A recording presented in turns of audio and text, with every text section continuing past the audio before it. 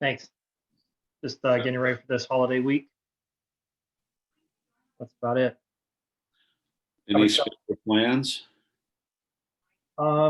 Yeah, just family. Oh, You know, nice. not much you can do with law the way it is right now. Right?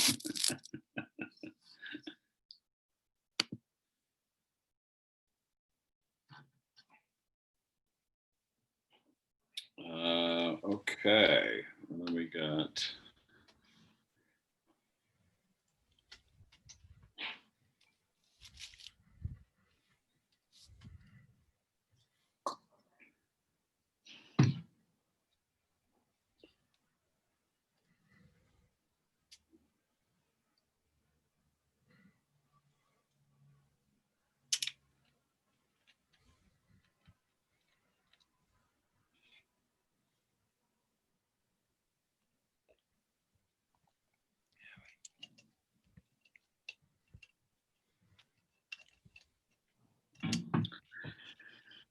Okay.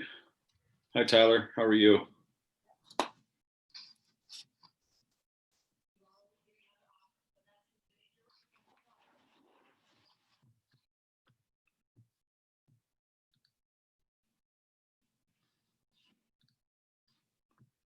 There we go.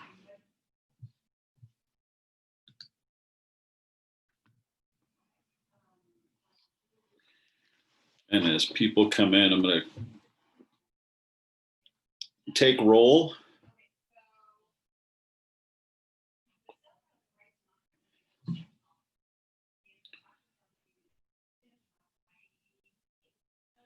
And here comes Holly. Yay.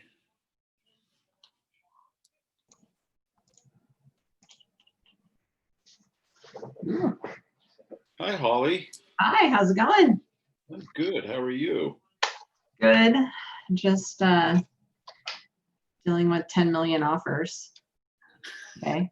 Not a bad problem to have, but I was going to say, sounds miserable. Does anybody else want that problem?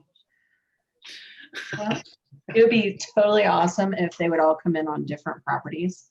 But of course, it's on one. And when did you go live?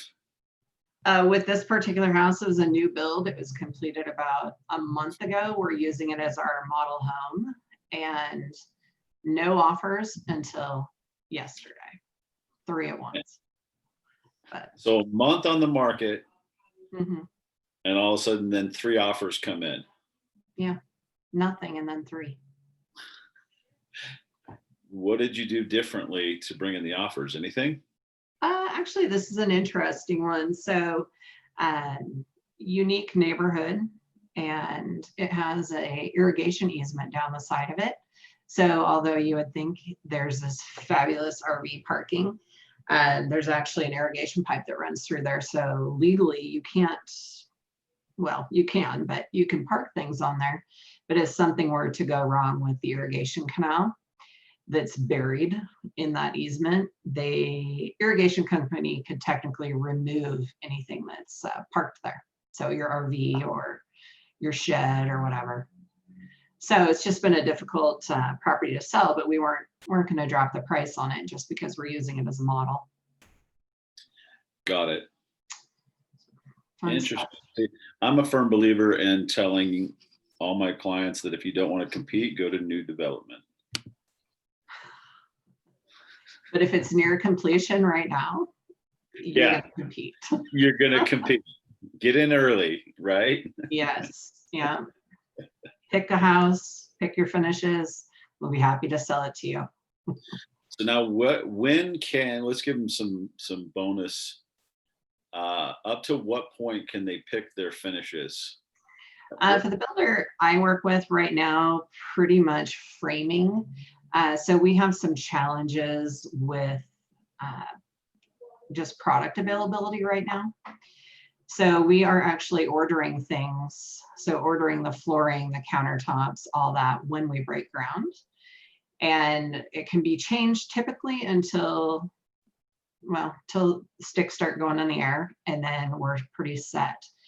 In the good old days, we could wait a few weeks after a house was started to order different floorings. And right now, I won't even commit to a particular flooring. I'll just say gray tones, brown tones, because of supply and demand, because all the factories are closed or shut down or at a minimum capacity, and we just can't get product. So it stinks. Love it. So how many people are usually on these? Usually anywhere from, I believe, 18 to 25. Okay. So it's kind of nice. Used to be in the old days, it was, in your office, and it was, 4 to 5 people come in and new agents come in and whatnot. And it's nice that we can also work on referral aspects, especially different areas. We got Eugene, we got Keller Williams Sunset Corridor. We probably got some Salem on here also. So it's kind of nice that we all, and then sometimes we have Grants Pass. So is everybody's offices required that they do Ignite? Yeah. Yeah. Yeah. I will admit I've never done it. Ever. How Not long have you been in the business? this time around since 99. Oh, so new. Or sorry, not 99. Wait, I was licensed in 99, and then I was married to somebody who did not like the real estate career lifestyle. And I went back to real estate in 06, did marketing for a top realtor for 2 years, and then got relicensed. And back at it probably, I think, January of 09. So not that long. Okay. Very cool. Very cool. You've been at KW almost 3 years now. So. You have? Mhm. Okay. Where were you before? Red Real Estate Group. Oh, okay. So it's here in Central Oregon. I was one of the original 5 brokers there. So we were in our little baby office, and that group right now is huge here in Central Oregon. What was the biggest switch? What was the biggest advantage? What was the biggest learning for you when you got to KW? Rules. So at Fred Real Estate Group, and before that I was at Coldwell Banker. I've always had very free reign to do whatever I want. And coming to KW, I actually moved over to KW because one of the builders I work for is one of the local market center owners. So it was part of our deal was that I bring my team to KW, and KW has a lot of things that they do, and it's a little bit harder to run parallel, but I still do it. But I'm trying to be more involved and give back a little bit more. To refresh my memory, so what is the limitations for a non-licensed person to help market your business? Well, anything that's public, a non-licensed person can do. In my office, I have one non-licensed marketing person. So she puts together all of the email campaigns, etc., calling programs. She just can't, she can't negotiate a contract. She can't talk about contracts, but she can certainly put anything that's public knowledge out on the internet. So prices, square footage, anything that's in a listing, she can go ahead and do. So she can even call brokers. She just can't talk about prices or anything negotiation related. So she doesn't actually call buyers, but she does email them. So for instance, let's say that I decide to door knock and my wife's like, hey, can I go with you? That's totally acceptable as long as she doesn't talk about negotiating prices and stuff, but she can give cards out? Yes. Okay. Thanks for the clarity. Oh, no problem.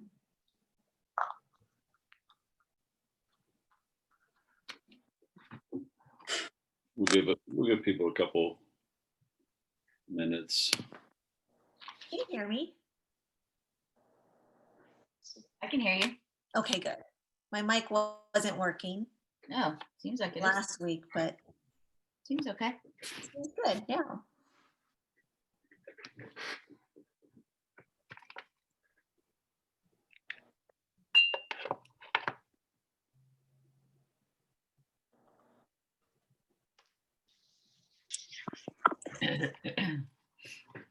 We're on top of it as everybody's coming in. I'm taking roll 1, 2, 3, 4. 11. Oh, and then Amanda just came on.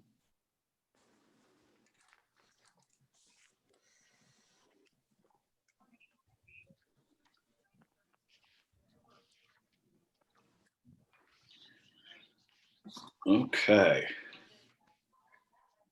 And we'll have people coming in that will be able to add to the role and the attendance, so to speak, if you all get credit for being here.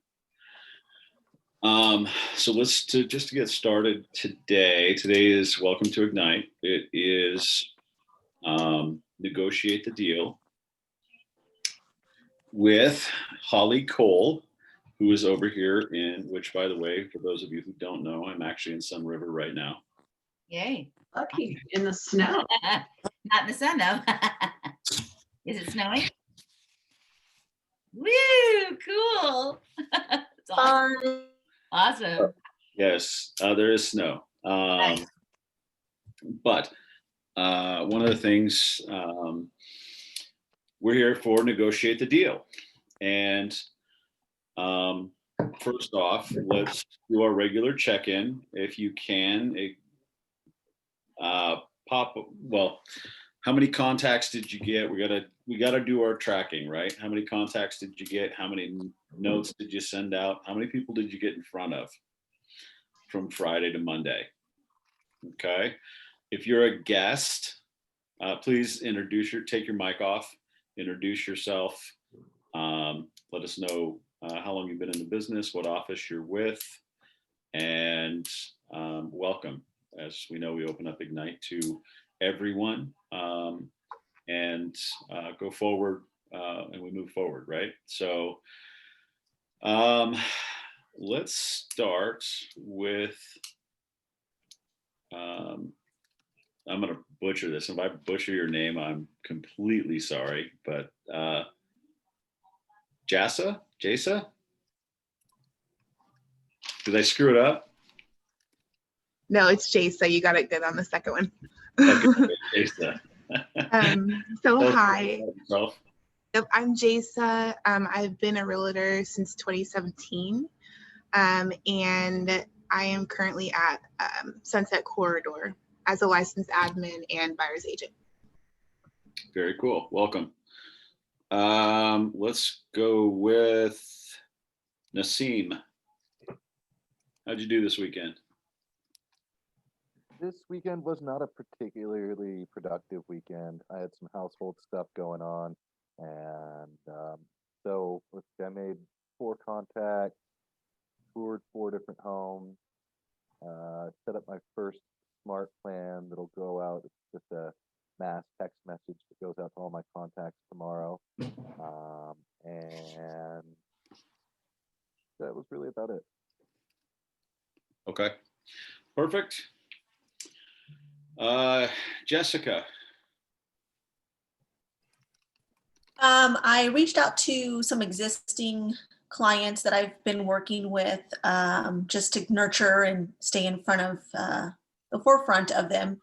And I made some cold calls, and I was able to connect with a lady that is going to be relisting her home in Banks. So I asked her, if we could stay connected. So I'm going to mail her my information.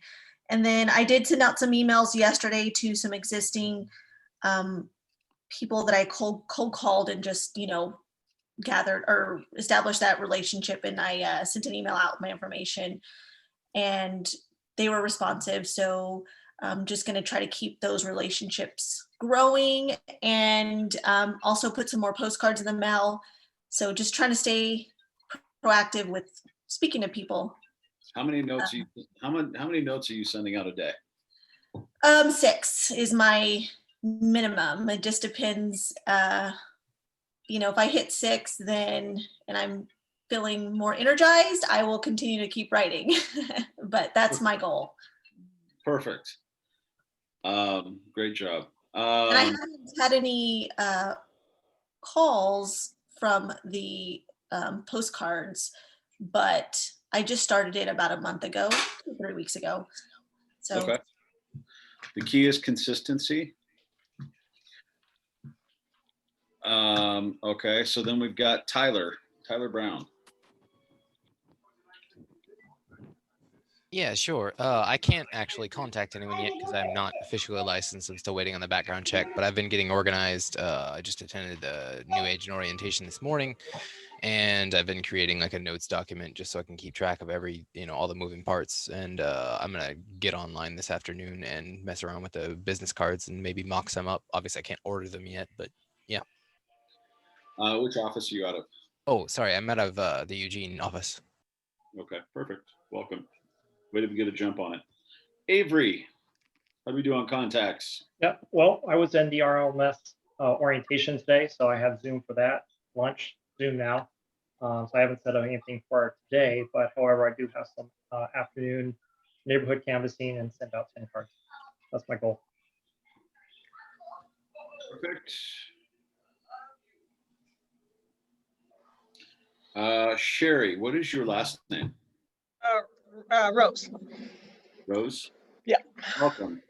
Hi, Sherry. I'm in the Eugene office. I have some property I have listed in Veneta, so I took a possible buyer out there Saturday. And I did a Facebook post, and that kind of led to a couple of new contacts that I talked with. I spent this morning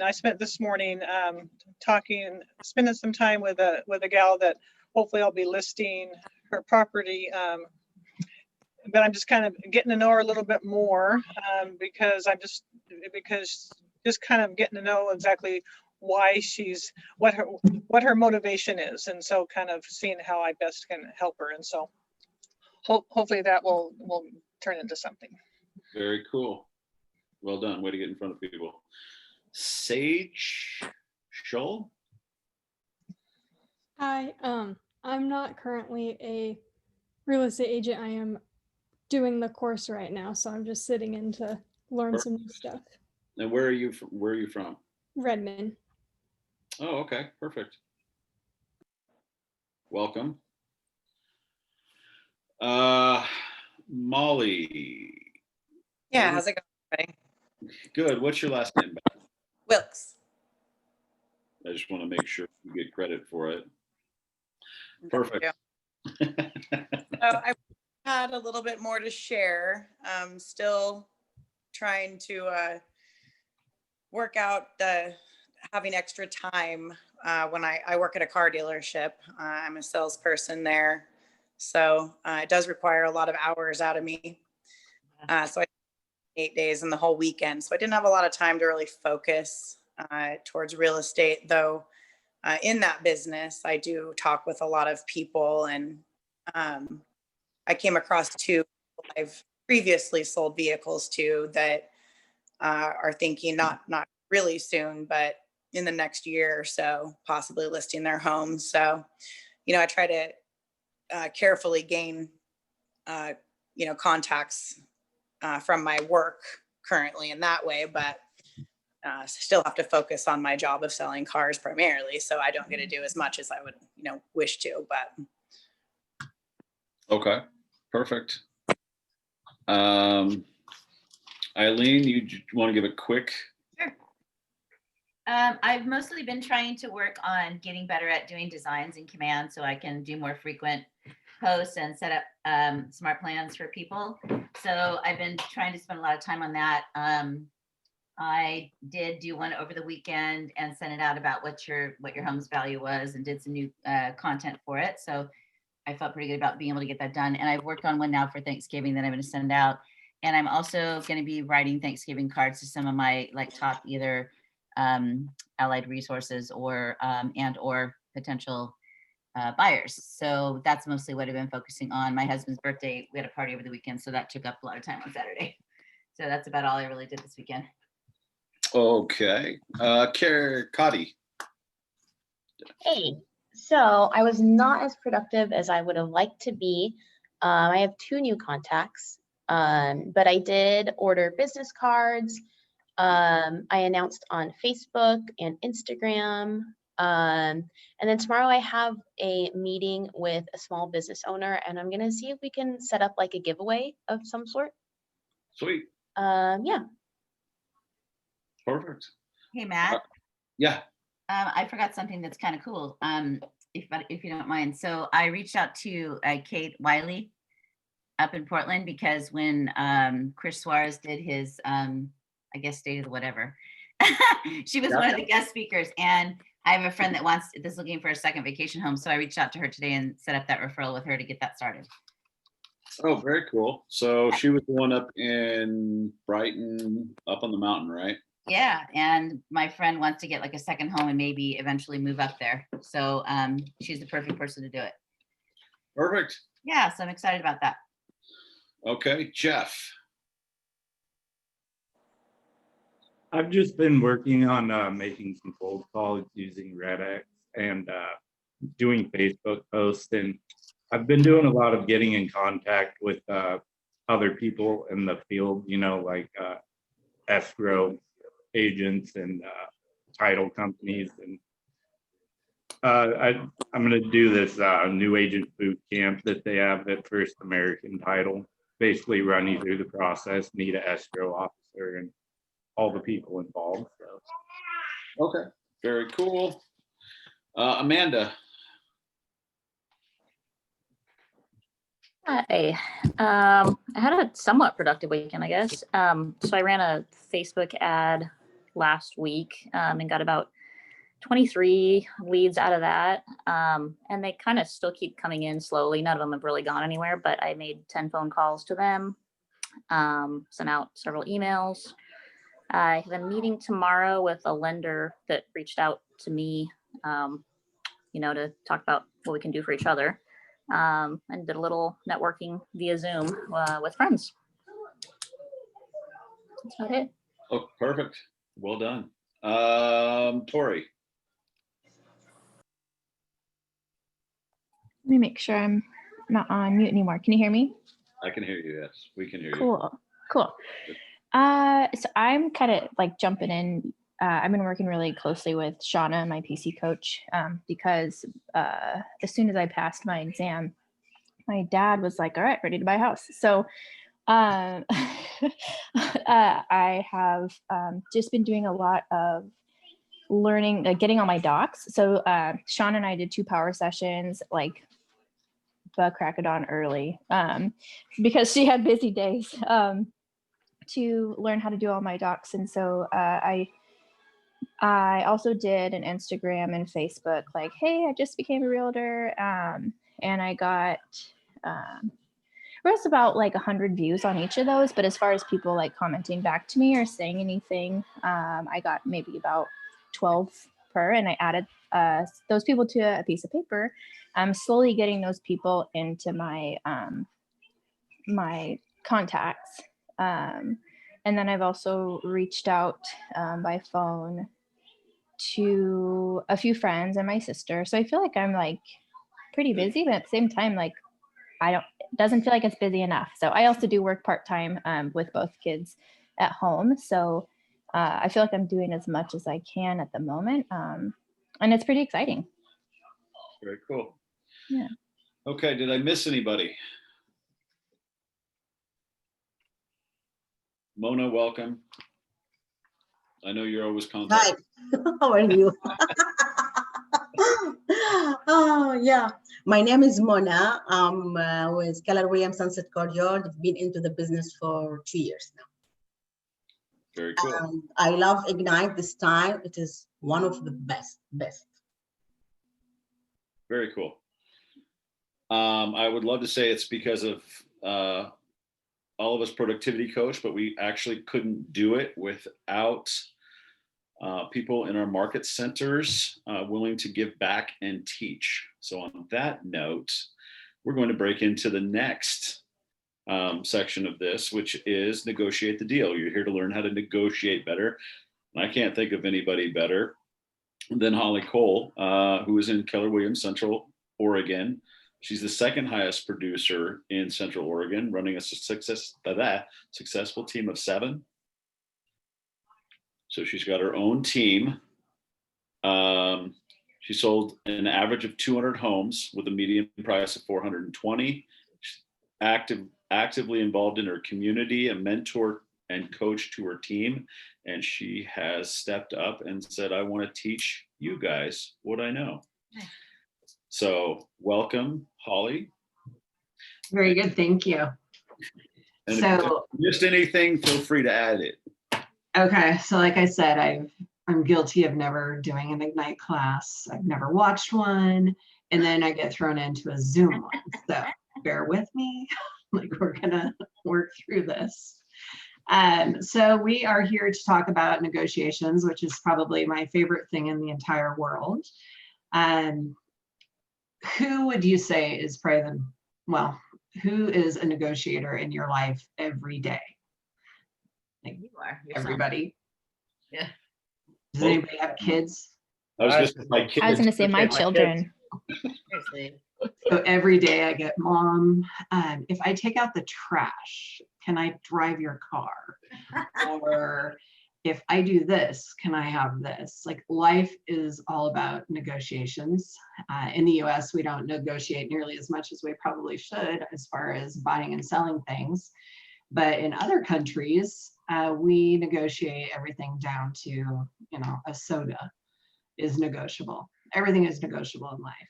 So with real estate, we're dealing with people's finances. We're helping them make decisions. We're negotiating from the moment we first talk to a buyer to a repair addendum down to earnest money. Like, everything is a negotiation in a real estate contract.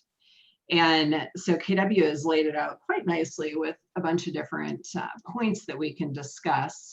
And I know there was a video that everybody was supposed to watch. Is that part of your normal thing? Like, watch a 30-minute video of negotiations? I didn't get that. Did you guys do that? I don't think. No? Okay. That's all right. You didn't miss a ton. So in this video, I'm not sure what year it was, but there's a link to it in your Ignite class. And they talk about faxing negotiations back and forth. So it's definitely a few years old, and they could probably update that a bit. So we are going to be talking about the common points of negotiation, the 3 Ps approach to negotiation, and then working on strategies and ways to communicate between parties in a transaction. And then techniques for minimizing risk. So they've broken it down into some different categories, but I think for me, it's more of different points of the transaction versus worrying about techniques for minimizing risk and things like that. Because I know in Central Oregon, our market is super, super competitive right now. We have minimal inventory, and a house comes on that's priced right, and there's probably going to be 10 or 20 offers on it. So who's going to win that? Is it always money? Is it terms? Everything in that transaction is a negotiation. So our goal today is to kind of learn how to position yourself so that you are winning. Everybody likes to win. And, finding the ways that work best for you to get through to your buyers and sellers on the negotiation side of things. So I'm going to flip through the papers. So I'm supposed to hit some of these high points here. So what do we consider negotiations to be? Does anybody want to answer that? Kind of like a bargaining back and forth until you can reach a consensus. Right. So something where everybody wins. So I give you $1, you give me a soda, I'm happy. It's a win-win. With a house, we might be dealing with a price, or in one of the videos I watched today with the faxing, they were talking about a chandelier. And in my mind, I'm thinking it's probably some hideous chandelier, but if somebody wants it bad enough, we can negotiate that into a deal. So negotiation is the give and take process between two or more parties with its own aims, needs, and viewpoints to discover a common ground and reach an agreement to settle a matter of mutual concern or resolve a conflict. So hopefully we don't have too many conflicts, but so we have negotiations between buyers and buyers agents. We have negotiations between the listing agent and the seller. And then between realtors, happens all the time. And then between the buyer and seller directly, in order to, come to a common ground on a price or repair terms or whatever it might be. It might be move out dates, because that's a big thing right now, especially with the holidays. So let's see here. So they want us to talk about common negotiating issues. So right now it's Thanksgiving, or it's going to be Thanksgiving this week. And if we were supposed to have a closing this week and then we got hit with a snowstorm and the seller is sticking their feet in the ground and doesn't want to move out this week, like how do you guys think we should, or how could you negotiate that to be a win for a buyer or a seller? Put them up in a nice cozy cabin. I like that one. If you could find one, of course, I think that is a great thing. And then two, especially right now in Central Oregon, there's nowhere for people to go. And just helping facilitate that, or finding them movers and finding them, you would be giving them a major bonus to go stay in a cozy cabin and go snowshoeing, or somewhere in Sun River.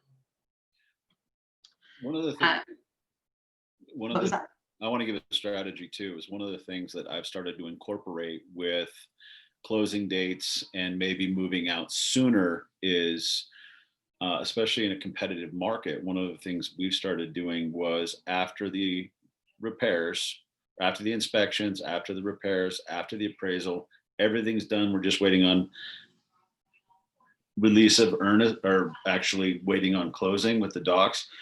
Sometimes it's beneficial to release the earnest money so they have moving money before the actual close. They're not waiting for the house, but only after everything's done. I found that to be very beneficial in a lot of cases, and has won me some deals. And I'm just going to embellish on that one a little bit. Last week, we had an issue in my office where a property closed on Friday.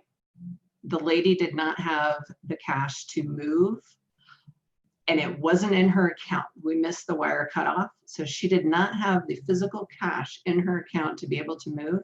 So she locked the doors and locked herself in. So at that point, we have a buyer with a moving truck that wants to move in. They're supposed to get keys at 5 p.m. And a seller who has holed up in the home, refuses to move because in her mind, she doesn't have the money. It's not sold, even though she doesn't own it anymore. Wow. So we're faced with these situations where we've got somebody who just physically does not have the cash to be able to, she couldn't even put cash, or didn't have the cash to put gas in the car or the moving truck to be able to move out. So with that came a whole lot of negotiating with all the different agents, the principal brokers. I think there was a lot of phone calls that happened that weekend with, a lot of heated emotions and people. So those negotiations are ongoing with a buyer and seller until everybody's moved on, everybody gets the keys. So with that instance, one thing that would have been key to getting her out of there, and I would have probably handled a little bit differently than the agent did, would be to loan her money. And maybe it comes from escrow or your principal broker or somebody that steps up and says, you know, I'm going to help you get out. Let's find the path of least resistance. And had we released the earnest money ahead of time, that would have never been an issue. So I think right now, especially with the holidays, that's a really, really good tactic.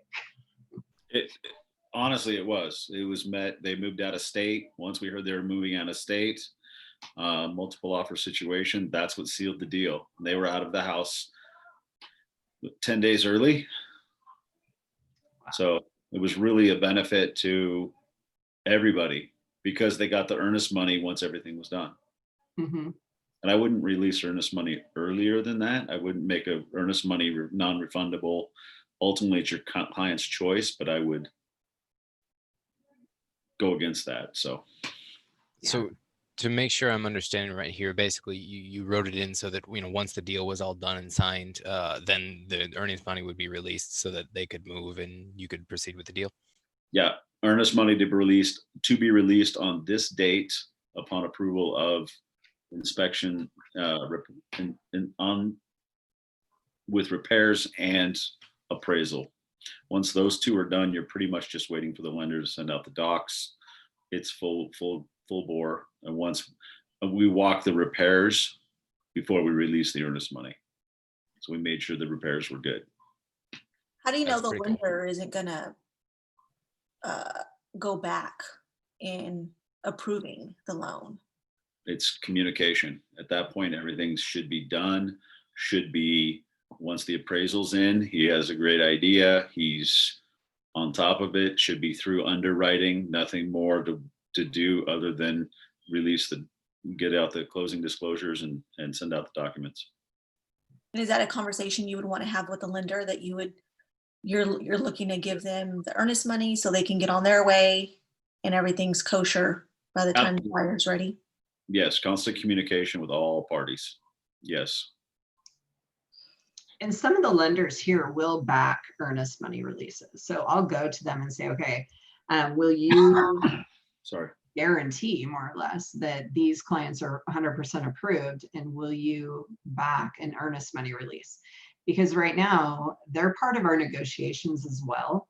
I mean, the strength of a lender goes a long ways. If there's 5 offers and one of them comes in with a lender, well, let's just say Rocket Mortgage or somebody that nobody knows versus a lender that has a physical location in your market center, and everyone knows them. Everyone knows that when they get a pre-qualification letter from a certain group of lenders, that they have a better chance of closing than if it's just some like online pre-qualification letter from Quicken Loans or Rocket, or there's a lot of them out there now.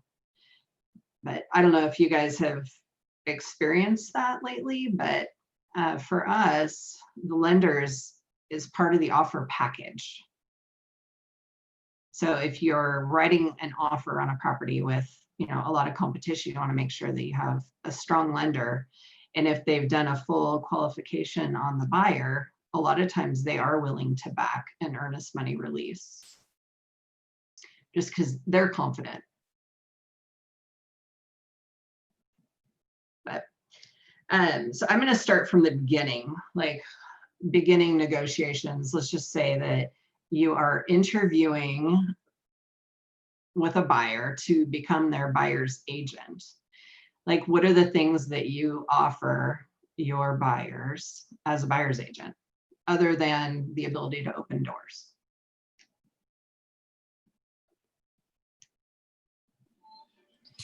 I think for me, it's kind of letting, first being personable and asking them, you know, what they're interested in and what they're looking for. So just offering a listening ear. And then also offering knowledge of what areas I know well, and offering like what I'm willing and able to do for them. So I'm always able to and willing to learn as well. So. Do you guys use like TMO reports and things like that to kind of educate the buyers? Because I think right now I hear a lot of, well, I'm going to use my friend, and their friend might be a brand new agent. And, you know, some of you guys are brand new too.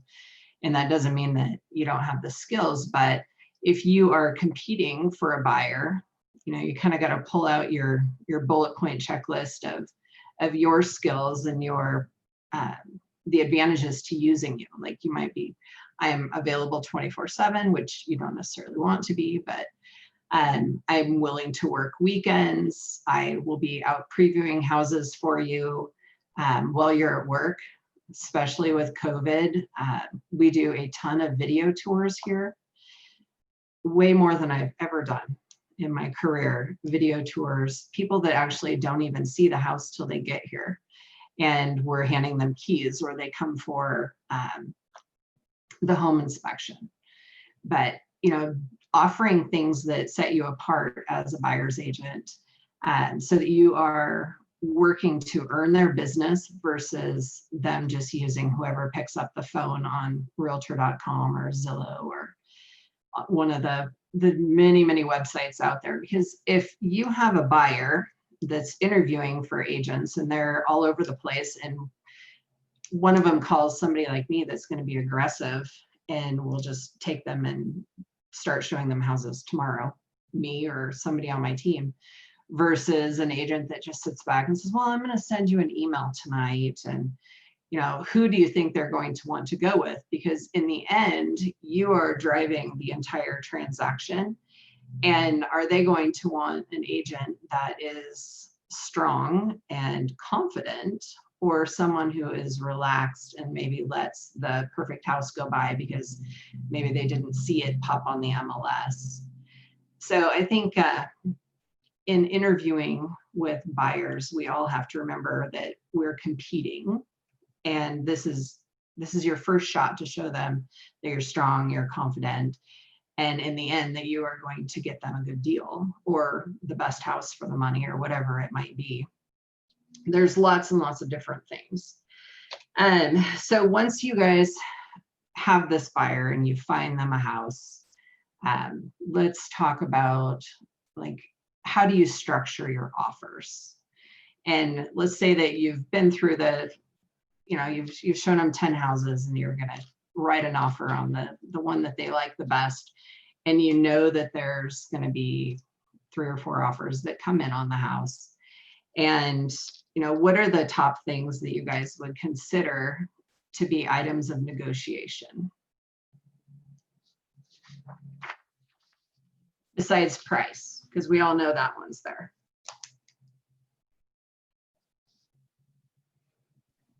Timing, probably. Okay, so closing date. Contingencies? What was that? Oops. Contingencies? Okay. Whether the seller might cover some of the closing costs. Okay. If the seller wants to stay after the closing date in the house. Okay, so close date. What about occupancy dates? Occupancy date. Okay. Repairs. What was that? Repairs. Repairs. I mean, that might be later in the process if they accept the offer. And the terms in the occupancy date, if you're going to charge the seller per day or per month, or you will give it for them free after the closing date. Okay, so occupancy date and costs associated. So I'm going to make a big list of this stuff so that we can all like kind of hit on these over and over again. What about appliances? Or let's say there's a huge pile of lumber outside that needs to be disposed of. Like private property stuff.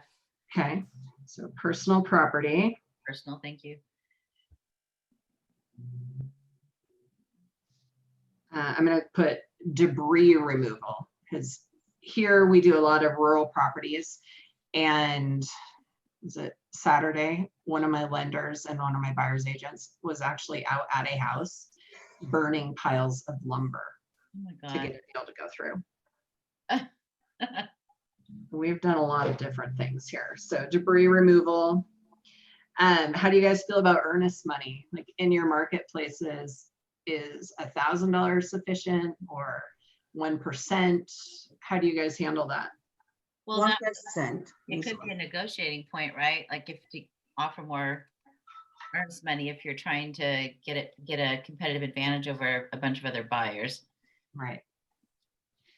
Okay, and with earnest money, it could be a two-part earnest money deposit too, where you have, maybe you're putting 5,000 earnest money up front, and then after repair negotiations and appraisal, you're depositing an additional 10,000 or something, just to ensure that your buyer's not going to go anywhere, that they have every intention of closing the deal and not failing because of a finances. That's a great idea. Repairs, let's see what else I can come up with here. So we've got closing dates, contingencies. So when you guys are talking about all these things, how are you going to make sure that you are giving the seller the strongest offer possible? Like, do you want to just write it up and email it over to the agent? Or do you guys actually pick up the phone, call the agent, and ask them what the seller wants? I usually call the agents and ask them what's making to make this deal happen. Okay. So what we want to be doing is asking them, what are the most important things? Is it price? Is it the close date? Is it occupancy after close? In our area, it's very difficult to find somewhere to move them to if they're staying in the area and just trading up. So some contingency timelines there. So we talked about, well, let's go over that. So let's say that we're going to actually throw in some extra timelines, and we're going to call them contingency timelines, for someone to be able to find a replacement property. This is something I deal with all the time. So somebody puts their house on the market and they write in their agent remarks that buyer or seller needs 30 days after an accepted offer to find a replacement property. Mm-hmm. So now you've got that to deal with. And how are you going to talk to your buyer about something like that? Because your buyer probably wants to move, right? If you're looking for a house, they want to move in. So right now in our market, we'll often say, if they're renting, keep that on a 30-day renewal. Keep your lease in place, or go to a month to month, and be flexible on your move-in, move-out dates so that you can accommodate sellers. Because a lot of times that seller, it's not necessarily about an extra $5,000. If they have the flexibility to sit back and find a good property to move to, where they don't have to settle, and just having a little bit of flexibility. And a lot of times it comes down to asking that agent, like, how much time do they need? Have they been looking? Are they pre-approved? Are they ready to go now? Is there something in the property that they want that I can help find for them? Because we do that a lot here. Center Oregon is fairly small and close-knit, so there's a lot of property trading that goes along. So I'm going to go back to our list. So we have price. So what are some tactics you guys can think of in negotiating just the price? Well, I know one of the things we did with our house is we were worried about closing costs because we had put as much money as we could into our down payment. So our realtor suggested that we offer more than the asking price and ask them to cover the closing costs, and they went for it. So that was really awesome. Okay. So if there was, go ahead. Oop.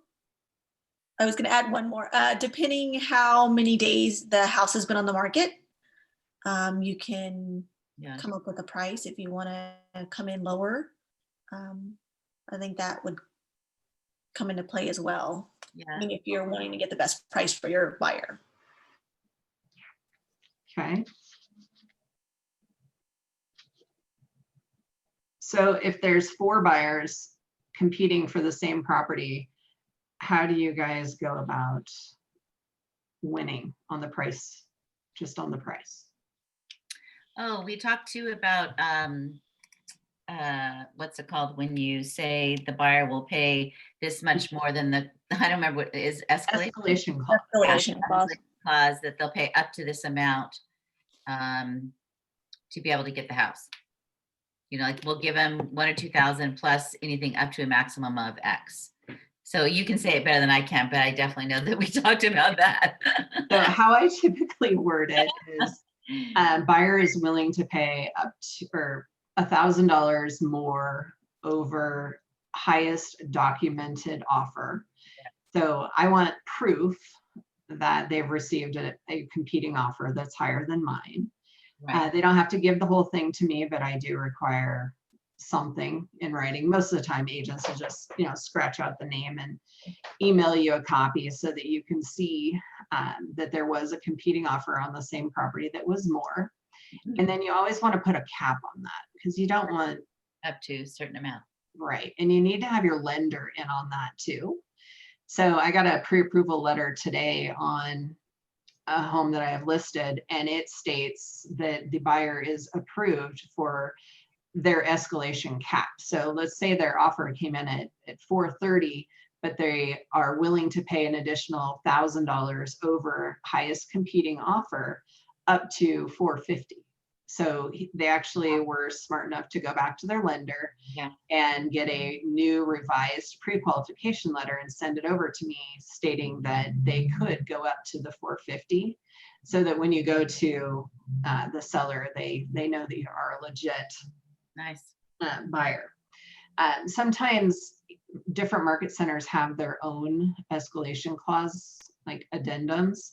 So I would say definitely check that out with your principal broker and see if they have a standard form that they use. I have my own that's just an addendum that all my team uses.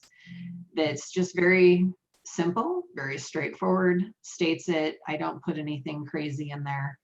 And we don't go, you know, so far as to say $100,000 over or anything like that. We have had a few this year that have gone like 50,000, 75,000 over asking price.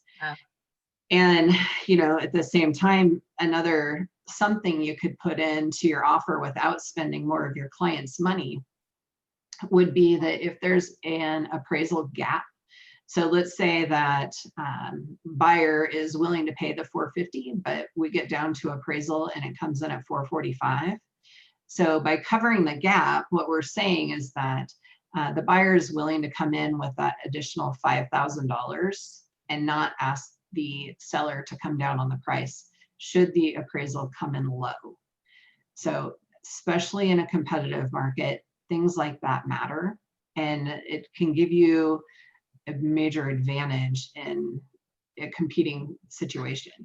Is it saying, okay, my buyer is strong enough that, and he wants the house bad enough that we are going to be willing to cover any gap if we should get stung with a low appraisal. That is happening in our area right now. I'm not sure about everybody else. Oh yeah, and Eugene, totally. There's so many people bidding on houses.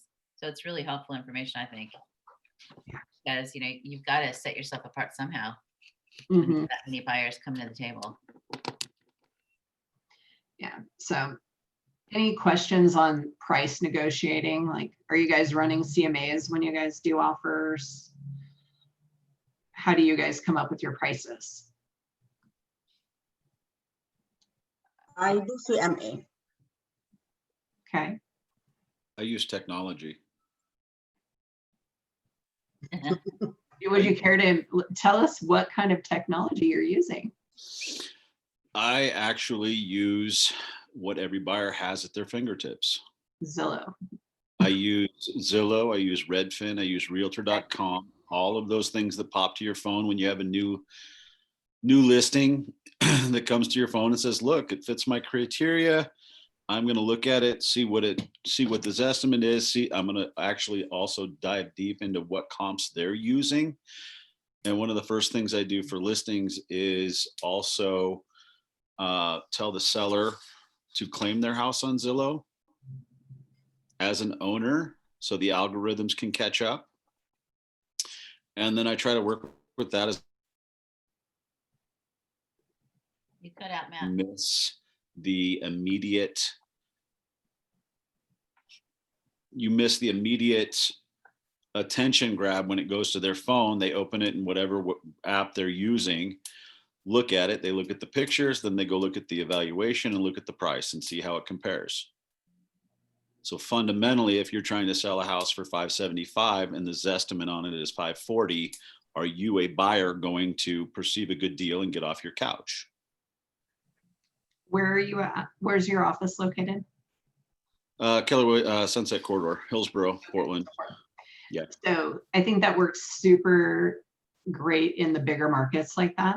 Now in Central Oregon, where I am, if you get out of town a little ways, you might have a $2 million house next to a $175,000 trailer. Wow. So what we run into is that $175,000 trailer on an acre might show up on Zillow with a $600,000 value because Zillow is taking a radius and saying, okay, in this area, here's the average dollars per square foot versus in town in a subdivision where it's very, very accurate. So I think I've got to be careful of that, especially in our market, because what it does is it sets up people up for failure, especially sellers that think that their trailer is now worth that. And you have to use it accordingly. Mm-hmm. We all know Zillow's not right. You know, even their CEO would tell you it's not right. It's a good starting point to go with your realtor, right? Mm-hmm. Go with your realtor's number, go with your CMAs, but use it to the buyers, use it to the seller's advantage also if you can. Definitely. So in my office, I like to see a CMA. And then what I do is I say, okay, well, here's the historical view of a house and what it should be worth. And then we say, okay, what can you get for this price in the market? And how does this one compare? Because, you know, it could be this gorgeous house, but it sits on the edge of the railroad tracks. So online, it looks really good. But once you get there, is that house going to have the same value? And, you know, it's always a good idea, especially if it's questionable, to ask the listing agent where they got their comps. And I've had to do that a few times this year where I see a price and I go, okay, am I missing something?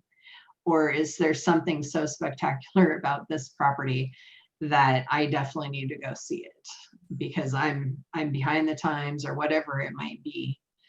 But asking, you know, that listing agent where they got their comps, because in the end, you have to make the listing agent happy too. And if a listing agent feels like you are completely lowballing their property, how are they going to present your offer to the seller? Because these days, you know, us as buyer's agents don't have the opportunity to present directly to a seller. If we do, it's rare and it doesn't really happen here. So we're trying to make friends with the listing agent at the same time with our offer writing. So we're presenting it to the listing agent first. So that becomes your first negotiation is, you know, getting through the gatekeeper. So price is the first thing they're going to look at because more than likely they set the price. There have been a few instances where a seller will set the price, and often here in Central Oregon, you'll see it in the listing and the agent remarks, seller set the price. And it's kind of a disclaimer of, hey, I'm not that crazy. Seller set the price. Please send me an offer so that I can show them, you know, what the market is offering on their house. I did that myself this year. Is that like putting a white flag up before you go live? Yeah, it's like, I did not set this, but you know, in the end, sometimes it becomes a negotiation with the seller to ratchet that price back down to where it should be. So I think everybody is pretty set on price right now. The things that are more important is everything that happens after the first page on the real estate agreement.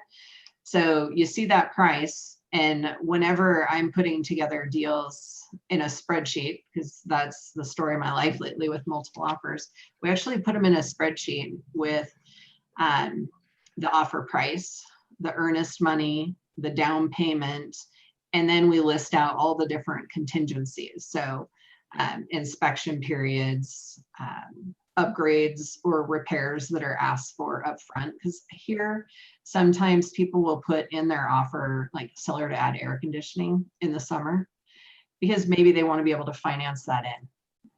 And if it's a new build, sure, but in the existing homes, we still get that as, you know, something they want. They want to be able to put that in their offer. One thing in dealing with inspection periods here, I try to shorten them up to 8 business days. Everywhere, I think standards probably 10. Some agents will send me one for 15, and I'll counter that because 10 is the max in my head. And well, personally, we have appointments preset with inspectors so that I have at least 2 or 3 a week that I know if I have a last minute one and I need to be able to put out a stronger offer with a shorter inspection period time, I can. So why is inspection period length important to a seller?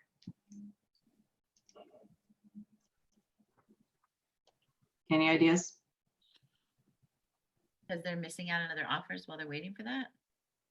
Right. So when they accept an offer, they're pulling that house off the market for your inspection period. Right. So the shorter that timeline, the less risk they have. Okay. And it puts a little more pressure on you guys to get a home inspector there. So, you know, a lot of times I'll tell our agents, if you're at a house and your people think they want to write an offer on it, go ahead and text your home inspector right then and say, hey, I'm going to need an inspection. How quick can you get it? That way, when you're going to write your offer, you know whether or not you're going to be able to shorten up that timeline before you ever even put it in writing. Mona? Yes. Oh, you lit up, so I thought you were going to say something. No. Okay. Anything on inspection periods?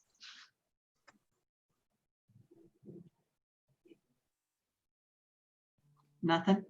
Okay. So let's Sorry, go. I have a question. I'm sorry. I was looking for the unmute button. I actually wanted to go back really quick to the pricing. What do you do when there is a multiple offer situation and say you're not going to do the escalation clause? But what do you do when you're like the first or second offer and then like 3 or 4 or 5 come in like after you, but you really want the house for your client? So what kind of strategies do you do for that situation?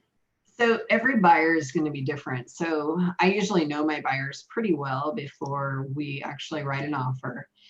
And you're going to know their threshold. So what can they actually afford? What payment are they comfortable with? And it's really a partnership with the lender too, and going back and forth and saying, okay, if you go up $1,000 in offer price, it's going to change your payment by $4 a month or whatever the number might be. And then being able to calculate those things on the fly and having, you know, a pre-qualification letter at different price points, and I like to have their payment broke out so that they know, because I tell them it's not about the purchase price that's going to bug you on a monthly basis. It's when you have to write the check or transfer the funds every month. And that's where $100 or $200 a month is going to affect you. Like in the beginning, so let's say that $100 a month is a $20,000 difference in price. So knowing where they're at, and a lot of times they'll say, are you going to be upset if you don't get this house for this price? And sometimes they're at their max and maybe they don't love it enough. But if they truly love it, it's like, okay, well, what is the most you're willing to pay on a monthly basis to live here? And is there anything better on the market? Because a lot of times there isn't. Like over here, there's one house on the market under 350,000 in Redmond. That's it. It's crazy. So versus, instead of looking at, you know, the price, a lot of times we look at the monthly payment. And I say, okay, well, if you're not willing to go up in price, what things can we do to make your offer more appealing to the seller? And that is really where you have to call the listing agent and say, what's the ideal situation? Do they want to close in, I'm going to say it's an FHA buyer, and they're going to close in 45 days. So we've got a 45-day close. Do your people need 2 weeks to move out? Do they need a week to move out? How about I negotiate a lot of this stuff up front with the agent before I ever put it in writing. And I'll say, you know, the house looked really clean. I looked at the furnace. It looks like everything's been maintained. I'm going to go ahead and put in this offer, seller to do no repairs. That's a big one that I use all the time, because mentally, because in dealing with buyers and sellers, half of this is an emotional, it's a battle. So you've got the money side of it, but then it's who's going to be a bigger headache than the next offer. So, and that goes for agents too. Like I know that if I accept an offer from some agents, that I better be prepared for more brain damage than others, because some of them are going to nitpick and try to nickel and dime a seller to death, versus other ones that are very cut and dry, that guide their clients through the process, and they know that they're not going to be able to negotiate, so they lay it all out up front. So I like to use the seller to do no repairs. That doesn't mean that you aren't negotiating for a discount later or a credit to closing or something like that. But what you're doing is you're setting your buyer up to know that, hey, we're not going to be asking for the screen door to be fixed, or, you know, the garbage disposal that rattles every time you use it. We're not going to be asking for those things, because we want to save the most money we can up front, but we want to create the best offer for the seller. So maybe it's a combination of, you know, seller to do no repairs, a quick inspection period. You know, you could go back and make earnest money non-refundable after appraisal. There's a lot of different things that you can do, and it's more about asking the listing agent to pre-negotiate this stuff with the seller and find out what the best option is for them, because maybe they want to get out of here fast and they want, you know, a 30-day close, and you can't do that. But if it is a matter of moving, you could do what Matt said and release your earnest money up front, so that they actually have the cash to get out of town if it's a factor for them. But a lot of those things you're just not going to know unless you communicate with the listing agent.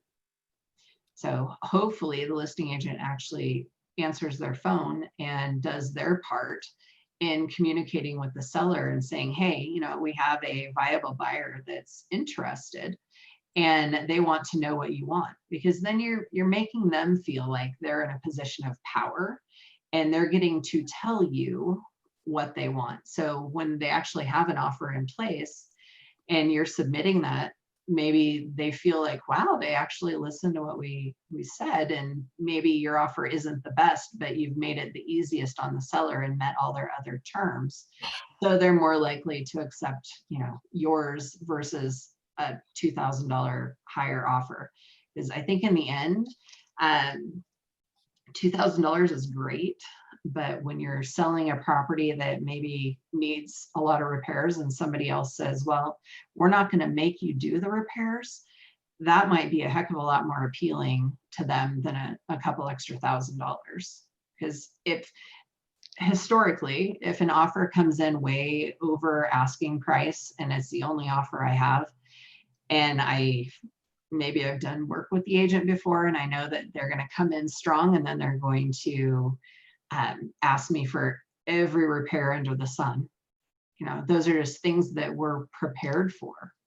And as a buyer's agent, I think you've got to make it as easy as possible on the seller and the listing agent.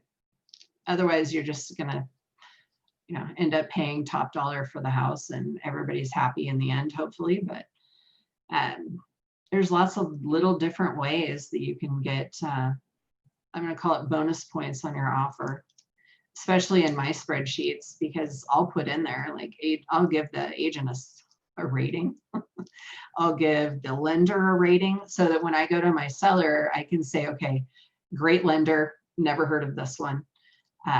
Great agent, pain in the butt. You know, we put all that out there so that if we're going to a seller with multiple offers, they have all the facts that we can give them. And, you know, hopefully all those agents have called and we've worked through all the different parts, and then make sure that the lenders too are prepared to answer questions. Because if you're working with a lender that just spouts off or shoots out pre-qualification letters, that is not going to help your offer like situation. Because personally, I call the lender and I say, when did you pre-qualify these people? How new is it? What have you guys collected from them? Do you have 2 years of taxes? Have you seen their income? Have you actually pulled their credit? Because a lot of times buyers are funny about their credit being pulled and don't want it pulled until it has to be. And those are all things that you want to have out there and you want to know up front if you're in a, especially if you're in a competing offer situation, because nobody's going to want to take their house off the market and then find out that the buyer isn't qualified after all because the lender didn't actually confirm their employment. Or right now, what we're up against, I mean, I see it every week, is that lenders are having to balance out and average somebody's wages due to COVID layoffs. So they might make $50 an hour on a normal year, and they might be back to making that $50 an hour. But from the lender's standpoint, they have to take the unemployment income, and maybe they're only making $15 an hour for the past 3 months, and now they're back to work. So it's an average. So it's really important right now to make sure that, you know, from a buyer's side and a seller's side, make sure that everyone is on the same page as far as their financing goes, and that everything has been verified, because it has been a lot of people in the hiney lately, where buyers truly just aren't qualified. They will be in a year, but aren't now. Let's see. So let's move to, let's went over kind of inspections. And we talked about contingency timelines for finding replacement properties, etc. Did anybody have any questions on that? No? Okay. Well, being as we're on inspections, let's just jump into that and talk about how do you guys prep your buyers for a home inspection? Like reading the report. Like, do you prepare them of how you're going to be handling it ahead of time?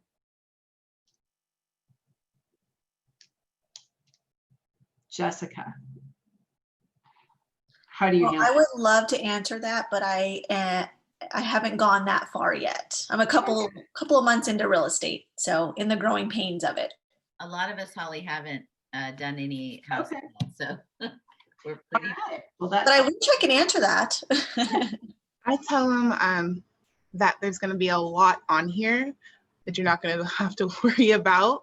But like inspectors, they put everything and anything that they see. But we're going to look at the things that come back in red, because that's usually what inspectors do. They like put it in red or yellow or green or whatever. So I'm like, let's just really look at the red stuff, and then we can look at the yellow stuff if there's not too much bad things going on. Okay. I always tell people, yeah, you're going to get back this 40, 50 page report of everything that is wrong with this house. And a lot of it is just a warning. And that everyone should know that you are hiring an inspector to find every little thing wrong with the house, down to a nail pop, down to a loose screwed in electrical cover. You know, that's their job. And you're going to come back and you're going to have this beautiful report. And what we want to focus on is health and safety. So the things that need to be done to keep you and your family safe, and things that are immediate needs, like a roof leak or a water leak or something like that. So important things that could damage the home, we definitely want to address those. And then I always tell them that they're going to have this huge honey-do list. And there's going to be pages of little things that they can do to make their house more efficient, like caulking and weather stripping on doors. Little things that they can do that they don't have to hire somebody to do. And then there's going to be the repairs that, you know, absolutely you need to fix the leak under the master shower. You need to cover the exposed wiring under the deck. That's that one's come up on me multiple times this year. You know, you don't want anybody getting electrocuted. You don't want the roof to leak. Over here, we get a lot of snow in the winter, so it's not uncommon for a something, like the little pipes that you see coming out of the houses, those little ventilation pipes. Sometimes those get broke off and a seller doesn't notice it. But guess what? Next time it rains, the water is going to come in the house. And so those are like important things that you want to ask for in repairs. And I think usually by the time you're in your inspection period and you've gone through the inspection, most listing agents are going to call you and say, hey, was there any issues? Is there anything we need to have a heads up on? And I always tell them like, oh, it was a lot of little things, or, you know, here's these issues that need to be addressed right now. So last week we did an inspection. Like the power was off in half the kitchen, couldn't figure it out. Leak under the master shower. You know, there was some important things. The water heater was running, but the water was shut off. So, you know, that could be a potential issue, because if the water runs out in the water heater and the burner's just running, you know, it's going to damage the house. So those are little things that I threw out over the phone, and then the listing agent can go ahead and get those things, you know, going, the repairs going, before we get into a repair addendum. Has anyone written a repair addendum yet? No? Okay. Yes. Nope. So with a repair addendum, you are asking a seller to complete, you know, a certain set of repairs or improvements. And truly, this is your second negotiation point within a transaction. And sometimes this can sway your deal. You know, it might only be a $500 credit, or sometimes it's $50,000, just depending on the situation. So in your inspection period, you know, you are using this opportunity to really like fine tune the value of the house, what needs done to it, what your seller or your buyer is willing to pay to do the repairs. Is if you had an inspection come back, and a lot of times, especially with older homes, maybe the panel, the electrical panel needs to be replaced and upgraded, or oftentimes the inspector will say, this panel is recalled, needs to be replaced. And, you know, how do you handle that? Do you say, oh my God, this house is going to burn down, it's got to be replaced? Or do you say, okay, well, this house has been this way for the past 40 or 50 years. Inspector is recommending that the electrical panel be replaced. Here's why.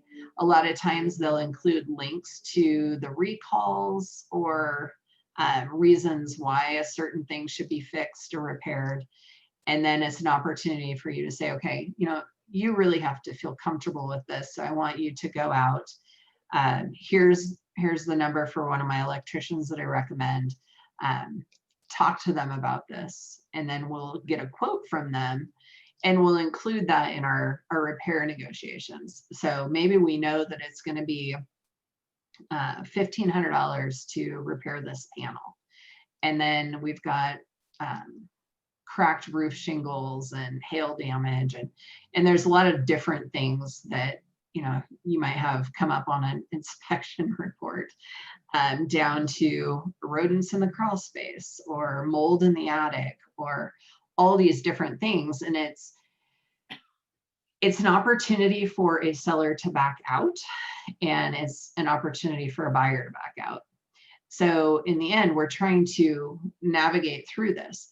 Now, let's say we get into this and you have a seller who has decided they don't want to move.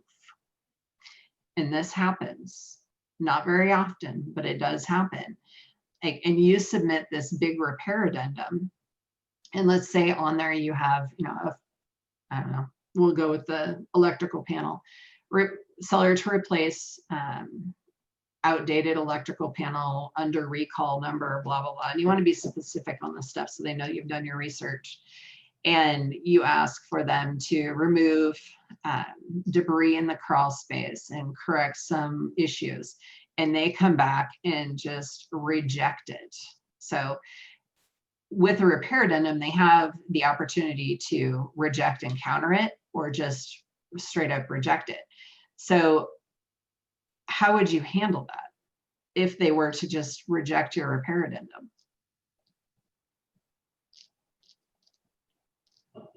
Because you're dealing with a buyer that wants the house. So what can you guys think to do? Would you listing agent and ask them, say, hey, do these people want to sell their house because there's a number of things wrong and they just straight out rejected it? Find out what the heck's going on. So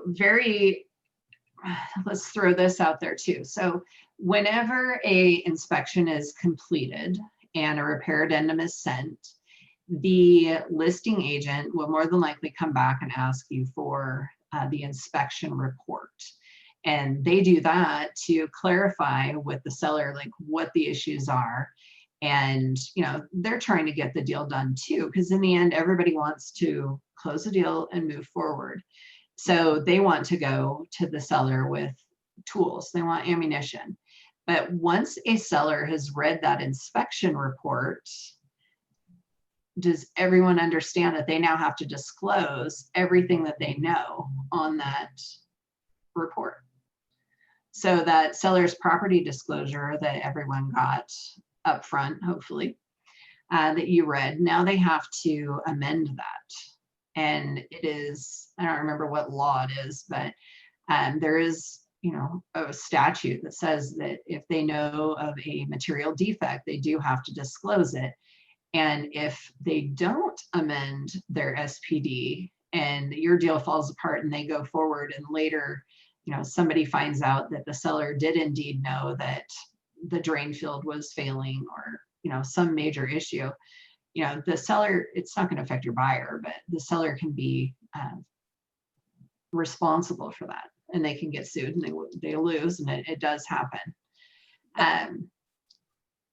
So I always try to call the agent and talk through it. And it's rare that you'll get a rejection, but a lot of times they'll come back and just say, you know what, seller doesn't want to do any repairs. You know, you promised to make this deal easy up front, and they don't want to do any repairs. So at that point, you can go and you can, you know, say, okay, well, let's switch this up a little bit and let's just talk about maybe a contribution to closing costs, or a credit towards the sales price, depending on your situation, that makes it feasible for everyone. So you can keep the deal together and keep moving forward towards closing. So a lot of times with closing costs, if your buyer has already asked for, let's say, 3.5% in closing costs, they might not be able to use any additional closing costs. So things that you could do a little bit differently would be, I've done flooring credits where I'll say, okay, well, seller to provide $8,000 flooring credit to buyer at closing. And I usually have that paid directly to a flooring company or an installer or something like that. What do you mean by foreign credit? Let's say all of the laminate flooring in the house has failed and needs to be replaced because maybe it's all bubbling or something. You can actually ask for a flooring credit for them to be able to replace the flooring at closing. Or a lot of times you'll see like a carpet credit, and people will put these things in their listing too, and they'll say, okay, well, we know the carpet's trashed in the master bedroom, so we'll give you a $2,000 credit at closing for carpet. It's just creating an allowance, and it's allowing a repair to be done post-closing versus the seller moving out, you doing or they replacing the carpet, and then, you know, buyer closing on it. So it does not mean that, for example, if the seller already paid all the closing cost, so they do not have, cannot add more credit. So you will pay this credit for an external company, for example, for the carpet company or for the aluminum company? Correct. Oh, that's a great idea. Yeah. So you can do that, or you could do just a price reduction. You could do a home warranty. I mean, home warranty is like $500, but a lot of times if you've got a HVAC system that's maybe older, or something that a hot water heater that looks like it's going out, sometimes peace of mind is a really big thing. And if nothing else, they get a home warranty, and it saves the day because their furnace died and the home warranty covered the actual unit itself. Or at the end of the year, they go, wow, I didn't use my home warranty after all, but I'm sure glad I had it. Yeah. But, you know, I'm not a huge fan of them, but in older homes with mechanics that are questionable, sometimes a seller providing that home warranty goes a long ways. Clarification question. So I'm not really clear on this. So if the seller doesn't want to do repairs, but you negotiate like I say that $8,000 flooring credit to be paid to the vendor or to be paid to the buyer at closing. So how does that work, and how is that different than the seller just doing the repair themselves? Because you're not actually reducing the sale price, right? You're not reducing the sales price. The seller is just paying a contractor at closing to perform a duty. So in this case, I have this going right now. Flooring in a house is trashed. So at closing, escrow is cutting an $8,000 check to a flooring company. And then it's already scheduled for after the day of close. The flooring company will go in, replace all the flooring, and the buyer just won't move in for a few days.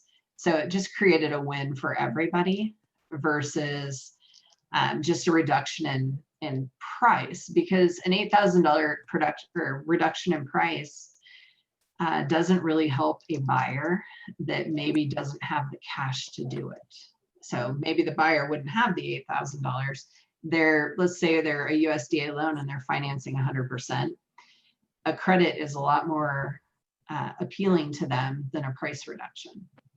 Okay, so that makes sense. So then the escrow would cover paying the flooring contractor, and then the seller still wouldn't have to bother arranging for the repair or anything like that. It just happens. Okay, that makes sense. Yeah. Thank you. The seller nets less in that situation. I have off the top. Yeah, I have one scenario that I was the listing agent, and the buyer agent request a lot of repairs. It was over asked. I have the scenario with my seller. He was saying, okay, fine, now I know what's wrong with the house. I can fix it and I can put it now in the market with a higher price. I managed by that time to make the deal happen and close it. But then when I think about it, because the prices in the market after a month, it was increased by 10% almost in that area.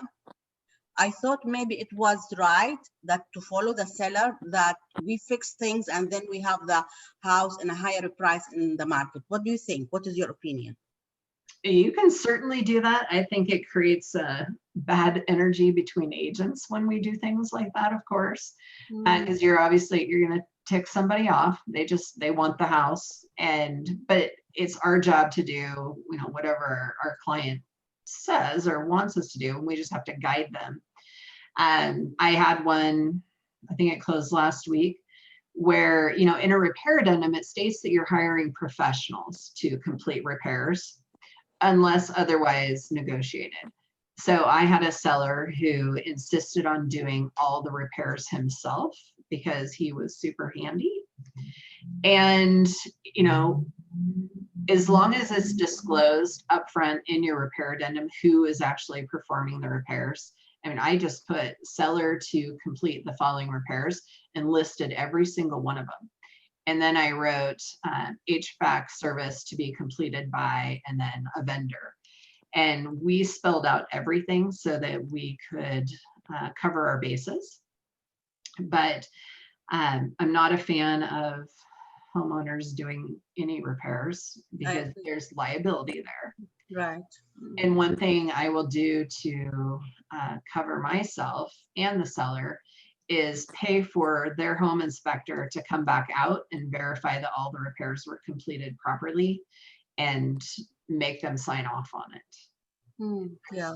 Nothing worse than getting a call after closing of, you know, Joe said that he fixed this and it doesn't work, or the pipe is still leaking, or whatever it might be. But if they've signed off on it, then you have no liability. So pay their inspector to come back out. Or you, as a buyer's agent, can go to the listing agent and say, hey, you know what, we're willing to let your seller do these repairs, but will he or she be willing to come back and do a re-inspect, and will they pay the $100 or whatever it might be, just for peace of mind? And a lot of times listing agents will gladly do that because none of us want that liability. We don't want to get stuck with a bill after closing that should have been handled way ahead of that. Trying to think. So if a seller comes back and just states they don't want to do any repairs and they don't want to offer a credit, at that point you have a red light, green light pretty much with your client, and it's like, okay, well, here is a list of all the issues we know this home has. Are you willing to purchase it as is, or are you going to wake up with buyer's remorse tomorrow? So this is where I will have them and myself go out and get bids for everything that they think is an essential repair, and they need to become comfortable with that, because you don't want to become the agent that pushed them. And, you know, you're out of your inspection period and they have no recourse, and they feel like you push them to accept a house with all these issues.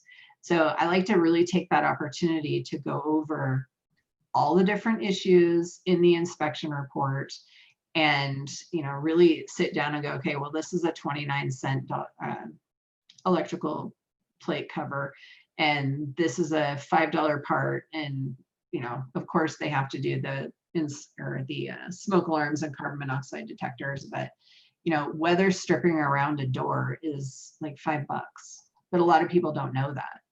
So it's an opportunity to really like gain some trust and build a better relationship with your client, to bring them in and actually sit down. And sometimes I go to Amazon or to homedepot.com and we just look up parts and see what it's going to cost to fix it.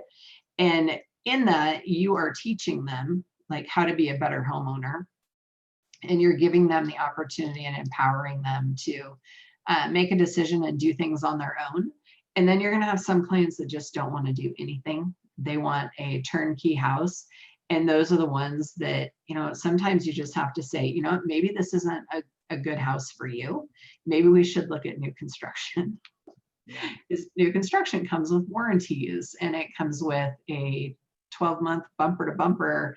Anything goes wrong, we're going to fix it warranty, that they don't have to worry about anything. Because Holly, one thing I think is that, like, my husband can fix anything, right? He is a handyman, but like I couldn't put weather stripping on a door myself, or I couldn't fix a screen myself. Do you know what I mean? But he could do it. So I think some buyers are like, well, we don't know how to do that. It might cost $5, but we'd have to hire somebody to come in and do it for us. You know what I mean? Me too. You know, it's like, Yeah, we run into that a lot. And I will give you guys a story of one seller that we actually did back out of. The guy stuck a garden hose under his house the day of inspection and flooded it because his wife put the house on the market. He didn't want to move. Oh my God. But we couldn't even do the inspection. The inspector opened the crawl space and she's like, hey, Holly, what? There's like 6 inches of water under here. Oh What my is going on? So, I called the listing agent and she's like, they got in a big fight. I don't know what to tell you. She talked me into just killing the deal because it wasn't going to go anywhere. Now, could we have forced it? Yes, but this guy would have made it absolutely miserable the whole time. And who knows what he would have done to the house to keep us from moving forward with the transaction.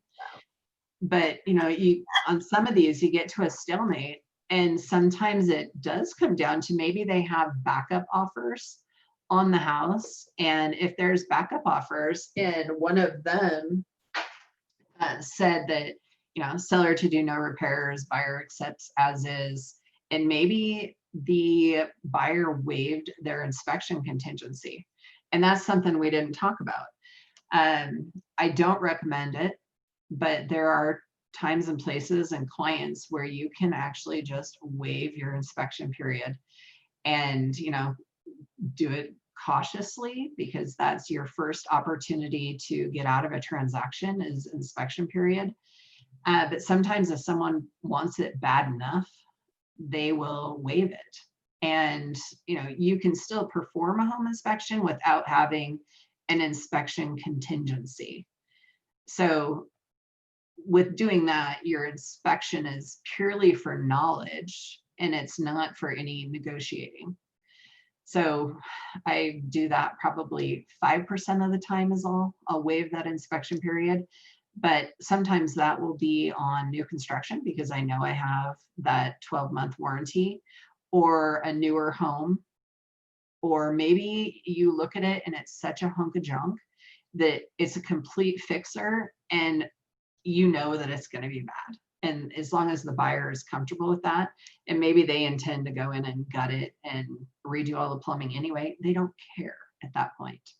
So they're probably only going to be looking for major structural or foundation issues or, mold in the attic. And sometimes my clients will actually perform their own home inspection, almost at the showing. They'll come in with a flashlight. I actually had a home inspector for a client. That was not fun. And every showing was like 2 hours. Love them. But, a lot of times they'll be comfortable enough with the home by the time they write the offer that they just want to waive it to give themselves a little bit more power in a multiple offer situation, because that's an opportunity for them to get out. And if a seller can get that waived, they're in a really good position because now the only contingency we have is really its financing. With that, some sellers will do a home inspection prior to putting it on the market. And, sometimes those are handy. I usually will look at it and I go, okay, well, I trust that home inspector, or that's the inspector I want to come to my tear down house because they're going to miss half the problems anyway. You really have to know the inspectors that are being used. And then I usually say, okay, well, here was the inspection report. What has your seller done to remedy any of the issues that were on the inspection report? Because maybe the roof was bad, so they replaced that. And maybe it had old plumbing or something, and they've already taken care of all those things.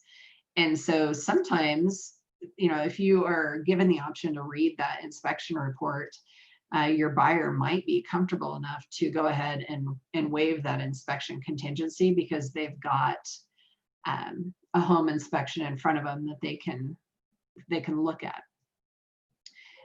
One thing you could do with that would be to take a seller's list of repairs that they've done and have a home inspector come in and just check their work. And maybe you write that into your offer. that buyer to have 5 days to review seller repairs and request any changes or whatever. But you can do things like that to keep money in your client's pocket, because a home inspection here is about $425 usually. Sometimes they're more, depends on how big the house is. Sometimes they're less. But if you can, especially if they're super cash sensitive, keep more money in their pocket, yet give them a tool to use and to be able to evaluate the house with.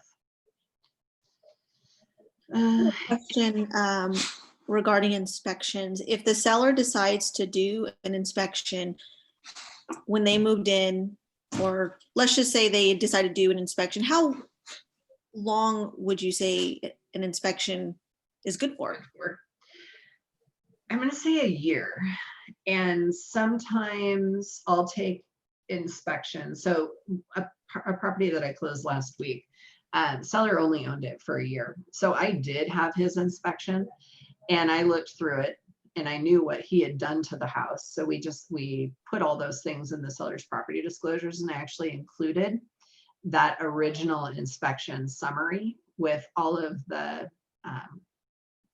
things in red. So all the health and safety issues that he had attended to, we included that, because obviously if I disclose everything and a seller discloses everything, they can't get in trouble for it. And we did that in hopes of, gaining the confidence of a buyer. The buyer we had, she insisted on her own home inspection anyway. And of course they came up with some new things and, we just went with it. But, any information you have is a good thing. And even if it's a 2-year-old inspection, you can at least say, okay, these were the issues then. And you can go back and say, okay, well, have these issues been corrected? Have they gotten worse? Like maybe it's a grading issue and there's water in the crawl space, or just different things. There are so many different things that can happen just environmentally with a house. I had one this year that there was water in the crawl space, not very much. We're talking like a couple inches in just a couple of spots. And we went through the house, we dried it out down there, looked everywhere for a leak, anything. Finally, I had the home, and I was the listing agent and the buyer's agent. So I called one day and they were trying to figure it out. And at this point, like buyer and seller had become friends because everybody's pitching in, like trying to figure this out. And so I had the seller go out and open the water meter. So the city of Redmond, where I am, if a water meter is continually spinning, the city of Redmond will actually call the homeowner and say, hey, you have a leak, or if they notice any huge water issues. So I had the guy go out and check his water meter, and it's not moving. So what does that tell us? He doesn't have a leak. So I said, go to your neighbor's house and pull their water meter. And the neighbor's water meter was sitting there just spinning. The neighbor had lived in their house for 2 years. And his house was like, his sister in California owned it. She paid all the bills. He had no idea. She didn't think anything twice. She didn't think twice about a $200 a month water bill that should have been $35 because she's in Southern California. Right. So that water that was leaking under the neighbor's house was leaching across the lot into the crawl space of my client's house. So the problem wasn't even there. Like the problem wasn't in my client's house, but we had a problem. We just didn't know how to fix it. Yeah. So, you got to be creative. Like everything in this world, I swear, nothing's cut and dry anymore. I mean, we were looking at drainage issues in the neighborhood. Like we looked at everything, and it was a leak under the neighbor's house. So the neighbor's house had like a foot of water underneath it. Oh my gosh. And mold, like Ugh. horrible mold. Ugh. And the guy did not know that he had a problem until our home inspection happened. Wow. So Do you guys have like, is there an Ignite book that you guys are following? Yeah. Okay, so I'm doing a horrible job of following that, by the way. I think you were doing pretty good. You went all through the common points of negotiation pretty much. So price terms, closing costs, closing date, contingencies. So let's talk about the rest of our contingencies there. So we've got home inspection. I think everybody is pretty confident in that. If anybody ever wants to read some home inspections and repair addendums, I'm happy to provide some because I've got some pretty good ones, like houses that were just absolutely horrible. And, you know, it's good to see like different ways that things are handled.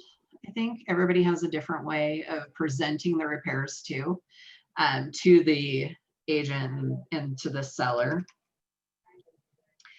Let's talk about financing contingencies. Obviously, you know, they have to qualify for the loan. But to make your offer stronger, we talked about covering appraisal gaps. And if it's a cash deal, usually there is no appraisal, so we don't have that to fall back on. Sometimes a lender, so they send out an appraiser and the appraiser sends their appraisal back and then it goes to underwriting. Does everybody understand that whole process? Maybe. Please explain. So I mentioned earlier that I had a agent and a lender out cleaning up debris at a house and burning it this weekend. So an appraisal came back and it was at value, no repairs needed. Everybody thought, yay, we're done, we're good to go. And then it went to the lender, back to their underwriting department for review and audit. And the underwriter came back to us and said, the board under the kitchen sink had water damage. The underwriter required that we complete that repair. We had to paint all the trim around the front door because it was peeling. And then we had to dispose of piles of debris. And it was a very, very tough situation because the buyer saw some of that debris as their future shed. Oh, So, you know, they fit right into the junk collecting that was going on this property. So not only did we have to go back to a seller who is not making any money on this sale and doesn't want anything to do with it, but we had to go to the buyer and say, hey, I know you were really looking at this giant pile of lumber to build your new loafing shed for your goats, but we have to dispose of it if you want to get this deal to go through. There was snow out there. You guys saw that on that screen. There's snow in Sun River. This is where we were this weekend. And we had to provide photo proof to the underwriter to get it to go through underwriting so they would approve it for docs. The listing agent wasn't willing to do anything, which is fine. She's, you know, busy and had enough of this house too. But sometimes you guys may have to pitch in and physically tear some stuff down or dispose of things to get deals to go through. Wow. So did you have something, Eileen? No, I just said, wow. That's all. Could the buyer if the buyer really wanted the wood, is there other ways to make arrangements for that to happen? Well, separate from closing of the house?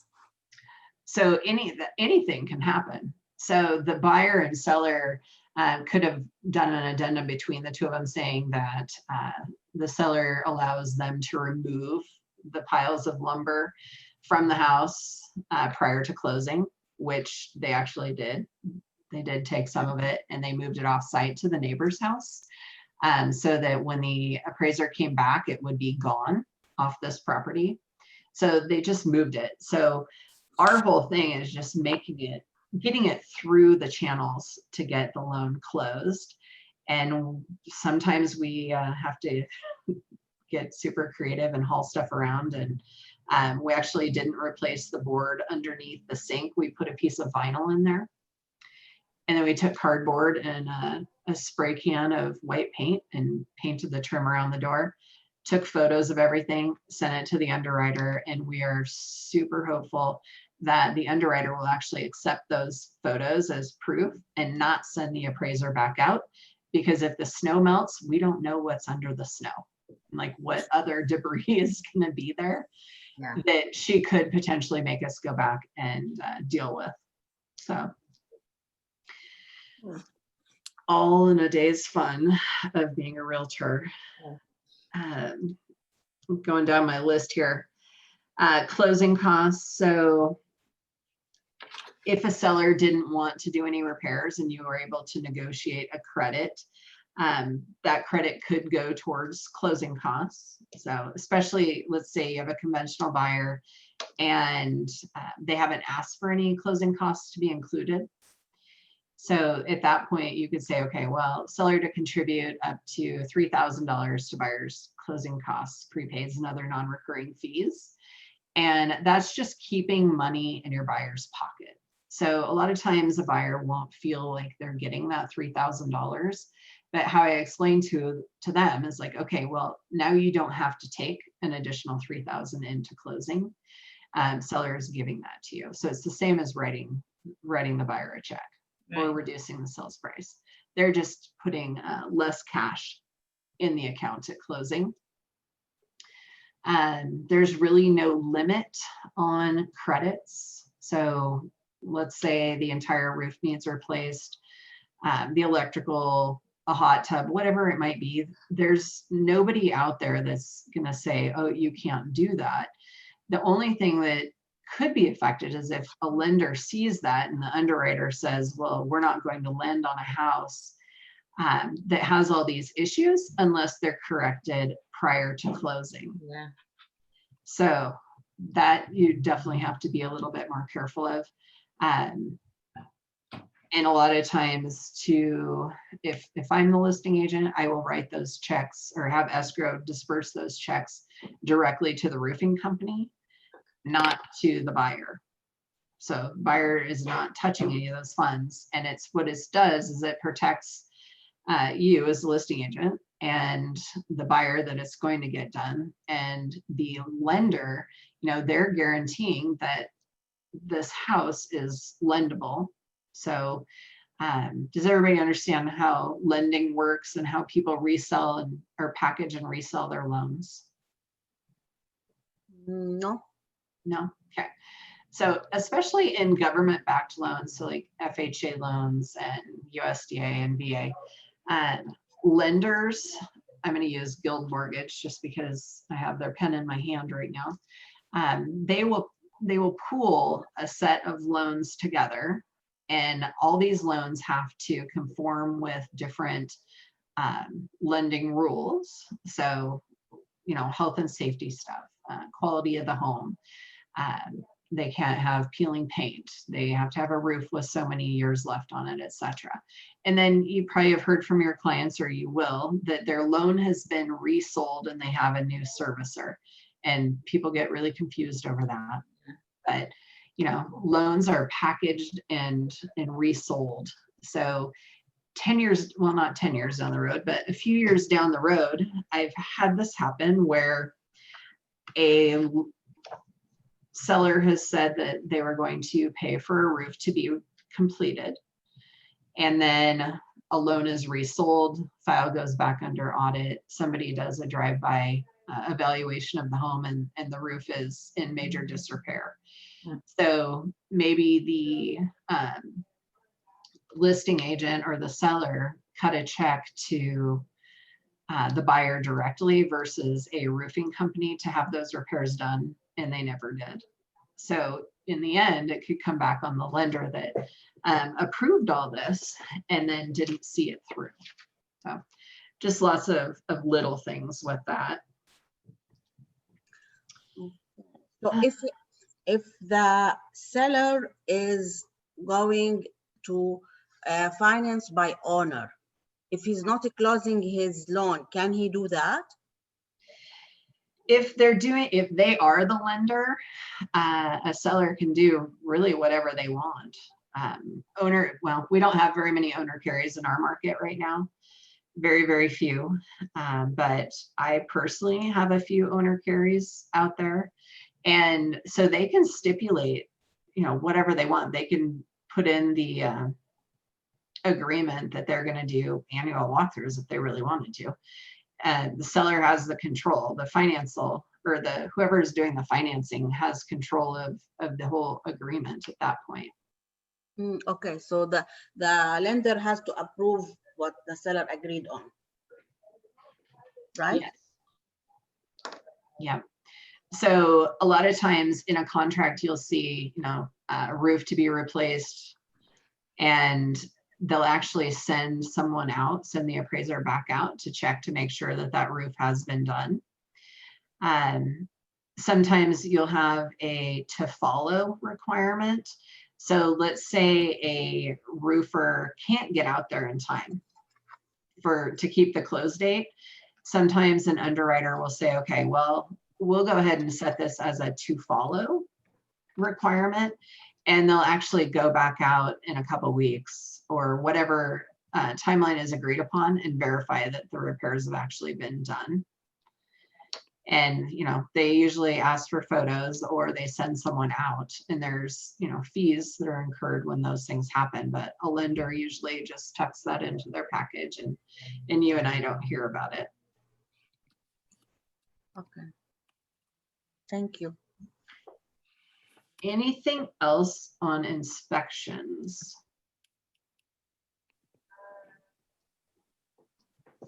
Just to clarify, inspections come first and then appraisals?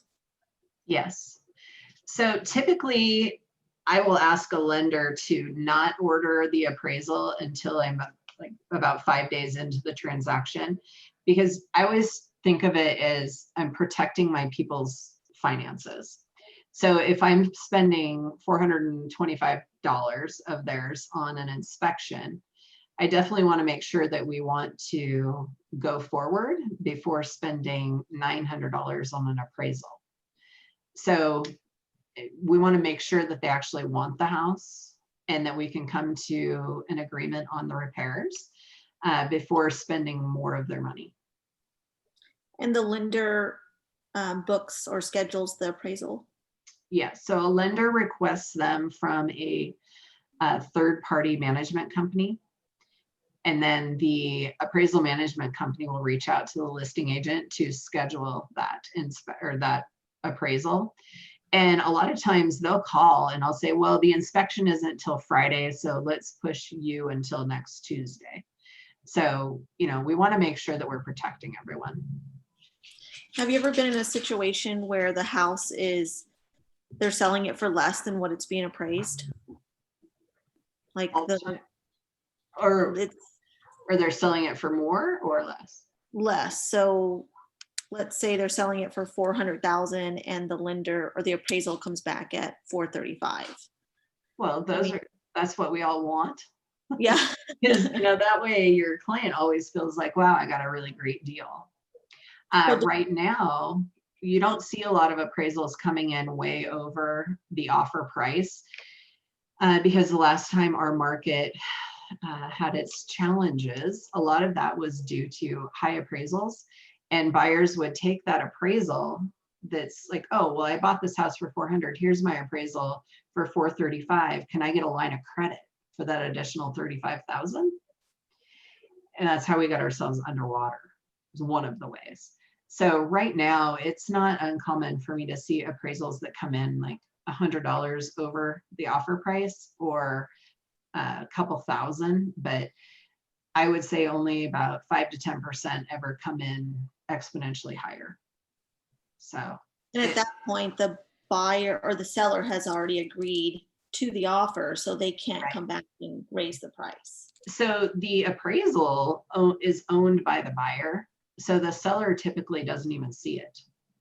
So if a seller calls or a listing agent calls and asks a buyer's agent for, oh, well, what did the house appraise for? I always just say that I'm not privy to that information, because all we care about, all they should care about is that it came in at value and that the lender is not requiring any repairs, because you don't want them to feel like, oh, well, especially if you're not done with repair negotiations, you don't want them to feel like, oh, well, I have this appraisal at 435. I'm not going to do anything. I'm going to hope these people go away and I'm going to sell my house for more. Mm-hmm. And there are quite a few sellers out there that would adopt that mentality. Whoops. Hold on. Apparently my computer hadn't been touched in a while. I decided to go take a little nap.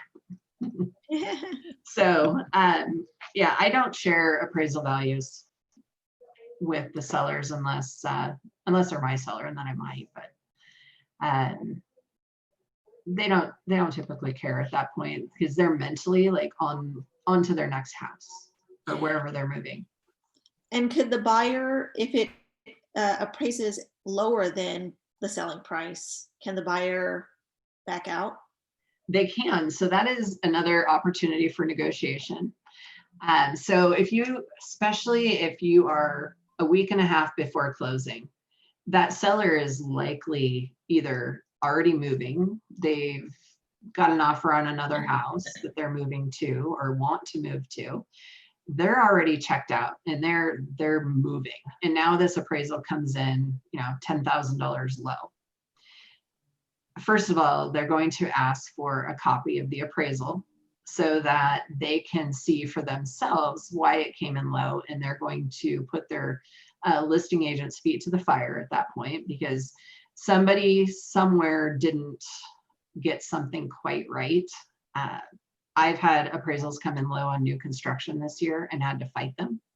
So it's, again, an opportunity to renegotiate the price because maybe your buyer wants that house really bad and you've got a $10,000 spread between offer price and appraised value, and they might not have $10,000 to bridge that gap, but maybe they could do $2,000 or something. And the first thing you're going to do as a buyer's agent is you're going to go to listing agent and say, hey, we've got a problem.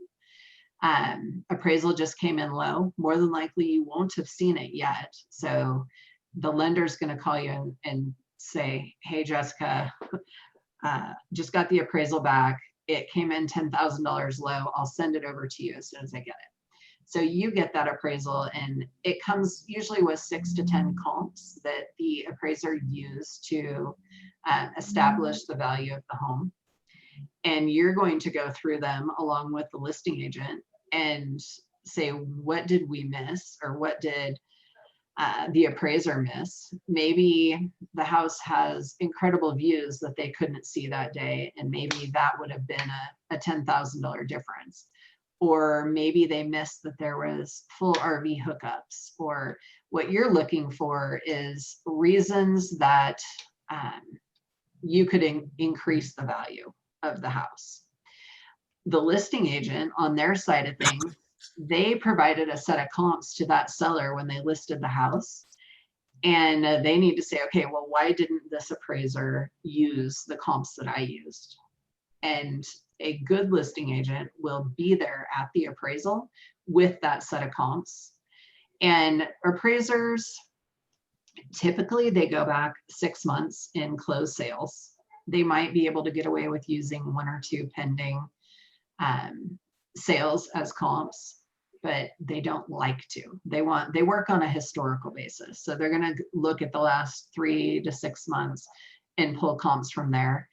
And they'll start in close, like with a mile radius, and then bump it out.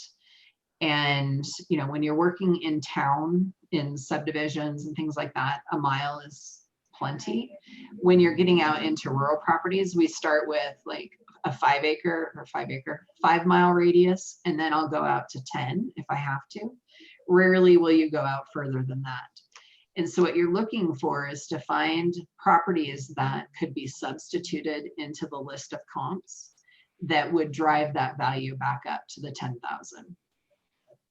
Now it's on the listing side. On the buyer side, you're trying to negotiate that price down to that price.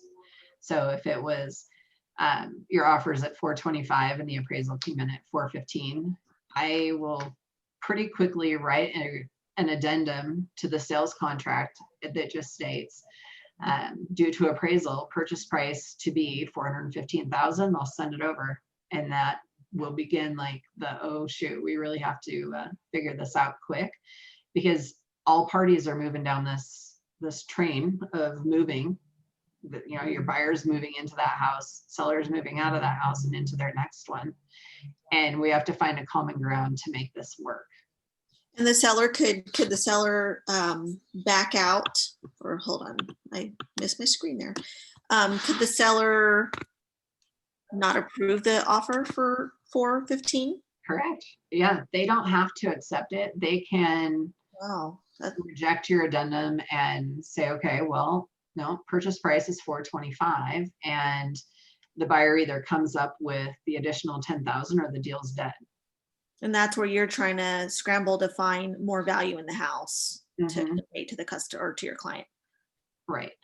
And it comes down to some buyers are not going to want to spend more than that appraised value. They don't want to buy it for 425 if somebody else says it's worth only 415. Or some buyers are like, no, we really, really want this house. Help me figure it out. Or, you know, help the listing agent come up with better comps. And because we can challenge appraisals. So we can write up, like, here's our list of comps. Here's why. On page X of your appraisal, you said these things, and you know, this house now has a new roof. It's got this, it's got that. And so we try to itemize it out so that they can adjust their appraisal back up to the offer price. Or the buyer might say, okay, well, I'm willing to pitch in an additional $2,000 if the seller's willing to come down. And you know, sometimes we get into a little battle over a couple $100.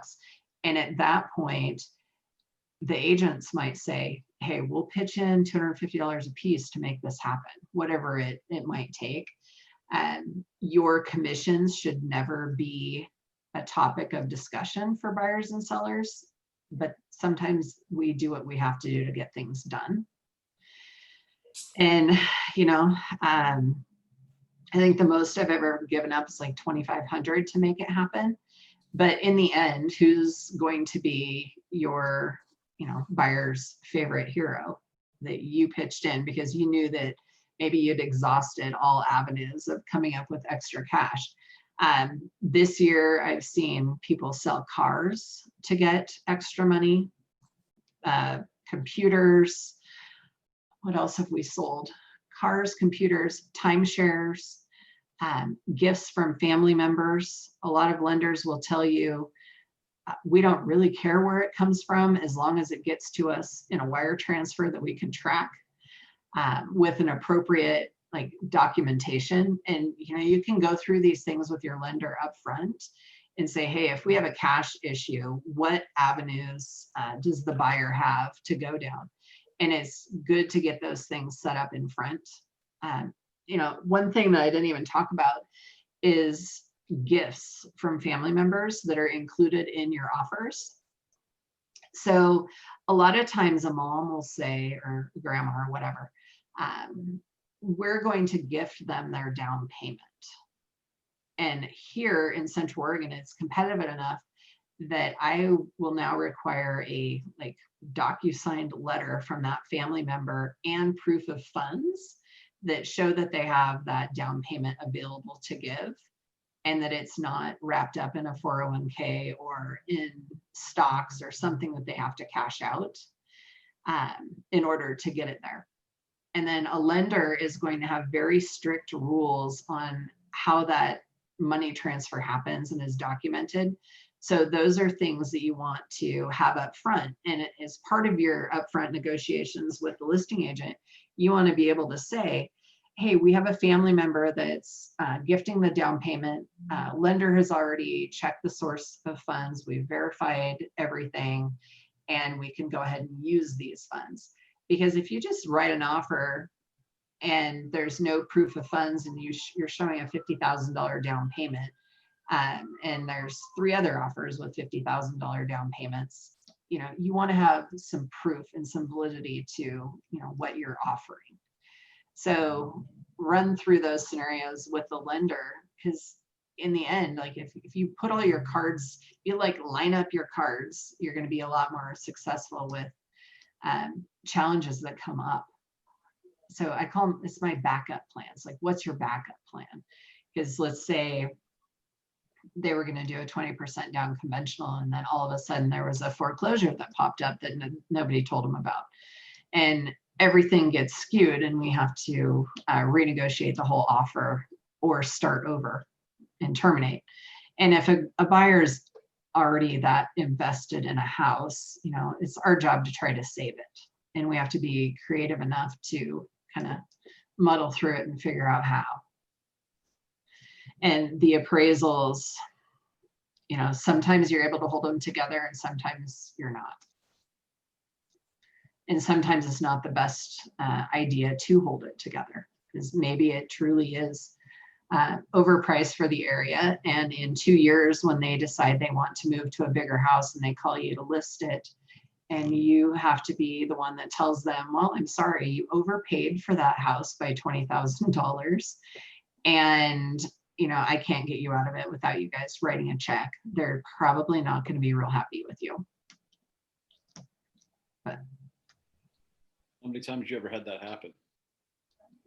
few times, not lately, but there have been a few instances where clients, especially when you're dealing with second home buyers, where they don't care as much about the price and they'll buy something on impulse and then decide they want to move their money elsewhere. And then you're like, well, we're going to have to wait for the market to catch up, or you're going to have to write a check to make this house go away. But it happens. I've had it once where my client bought a house upside down. And I'll say, honestly, it comes down to their motivation. She's like, it's my last house, don't care, never gonna buy again. So it'll gain value. So that was the only time. I see that a lot in the 55 and over communities where they don't care and they just want it. And a lot, well, in the past few years, I've seen a lot of reverse mortgages, way more than I want to. Oh boy. So I don't know if you guys have heard of that yet, but so a buyer comes in and they buy a house in a community for cash. And then they do a reverse mortgage because somebody wows them with this idea of getting income for their house for the rest of their life is how it's set up. And they get a lump sum and then they get monthly payments. So it appears very appealing. But then when that person passes away, their family is left with a encumbered house. So they can give the house to the bank. They can try to sell it. But if the buyer paid too much for it up front, they may not be able to sell it. So maybe the mom or the dad thought, oh, I'm doing this great thing and I'm, you know, putting away money for my kids' inheritance. But what they did was they leveraged it, and now, you know, truly it's not worth anything. And I've seen that more than I care to here. Even some of my own clients have done it in the last year. Somebody was a really good salesman. I thought the bank takes the house at the end when the owner passes, or it's a choice. So the heirs are given the option to sell it or buy it from the bank, or they can turn it back to the bank. Mm-hmm. And can they buy that at a discounted price if they're the heirs? I don't think so. No, okay. There's a payoff assigned to it, and they don't care how they get it. They just want it. Holly, what if it's a line of credit? Like they take out a line of credit? Well, if it's against the house, it has to be paid off. That means you're upside down. Yeah. So the heirs have to find money to pay the or whoever gave the reverse mortgage. Mm-hmm. Or they can sell it. They give them, I think it's 6 months before the account has to be settled. So, you know, there is time to go out and sell those.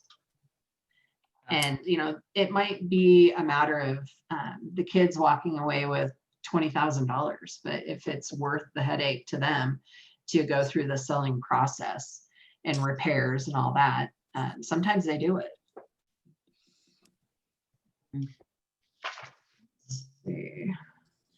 So I have a question. Sure. Flip side, what if you have an appraisal that comes in over the amount? Then we all do a happy dance. Do you tell the seller what if the listing agent asks what the appraisal came in at? I just tell them it came in at value with no repairs. And why would you not tell them the value of what it came in at? Because it takes away my power to negotiate any further discounts. I agree. Especially if at the end they decide they're going to leave all their trash there and their excuse is, well, you're getting a smoke and deal on this house. You guys can deal with it. Right. Which means I'm going to deal with it, which Right. we don't want. Always maintain the leverage. Yeah. And have you experienced that, and that's why you are strategically very much not like, have you given them that information before and have experienced I had a seller ramifications? yeah, that I'll learn absolutely from would not do experience. anything. It happens. It's just better to keep those things to yourself. Amen. Yeah, at value, don't tell them, hey, we're buying it for $615, but it appraised at $640. Right. You And you're negotiate not power. obligated to give the buyer the appraisal if they request it, right? The buyer owns the appraisal. Like, we don't see I'm it. sorry, the seller. Oh, there's no obligation to give the seller the appraisal. No, all they need to know is if there are any repairs. Right. Asks if it's at value. If it's at value with no repairs, there's no reason, and I wouldn't hand it over Mm-mm. because they're going to get really mad at their listing agent. Maybe find ways to sabotage the deal. That they do, especially in the high-end homes, that if they think they can get another 100,000, and sometimes it's not even the appraiser's fault or anything, but maybe new comps pop up between the point in which the house went on the market and went pending. And all of a sudden, like, especially here in new construction, people that went under contract last January, February for a house that wasn't going to be completed until June or July, they're like a good $40,000 under today's market value. So those sellers would love for you to default. They would love for you to fall out of contract because of anything. And they're going to say no to a lot of things because on those long drawn out closes, the market can change drastically. And here for sure, like on the new construction side of things, it's like, please, you hope that they fail, which is sad, but we hope that they fail because I know that in a month's period, prices here have gone up like $10,000. I have a deal that I killed a few weeks ago and we immediately increased it by 15 grand because we could. But right now we're in a market where, let's call it, it's almost unfair in some ways, but if somebody, it's supply and demand, if somebody wants something bad enough and we have scarcity, they're going to pay for it just to have a roof over their head. So even the builders, we have inflation on the new construction side because building materials are going up, lumber prices are crazy high. All the trades are expensive right now. But then they know that they can get more, so they ask more and they hold out for it because they can. So there's a little additional profit right now. So for buyers, this is not necessarily the best time to buy. But if you're moving, you may have to.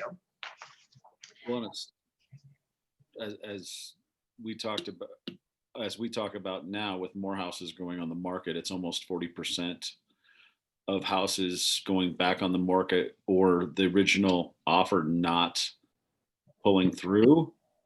Then backup position's not a bad place to be, but also going back on the market is not a bad place to be, because then redo your CMAs. Mhm. You may be able to increase the price. Definitely. I had some this year. I had one house in particular that I put on the market 25,000 over comps, knowing that I would get it. And we ended up almost 60,000 over comps cash. Wow. That's Because awesome. somebody wanted that neighborhood that bad. And we had, I think, 16 offers. It was a day process to put all the offers together. And I have assistants that help. Like, we put them in a spreadsheet. We went through and highlighted everyone, because I'm really big on proving that I actually presented an offer. Because in Central Oregon, there's probably 2,000 agents, and you don't want to make enemies, and you don't ever want someone to feel like their offer wasn't given a fair shake. Even though those offers ranged from 10,000 below asking price to 60,000 above asking price, I still gave each offer the attention of signing every page. And so we went through it. I actually physically went to the sellers with packets, because have you guys done DocuSign yet? No, not yet.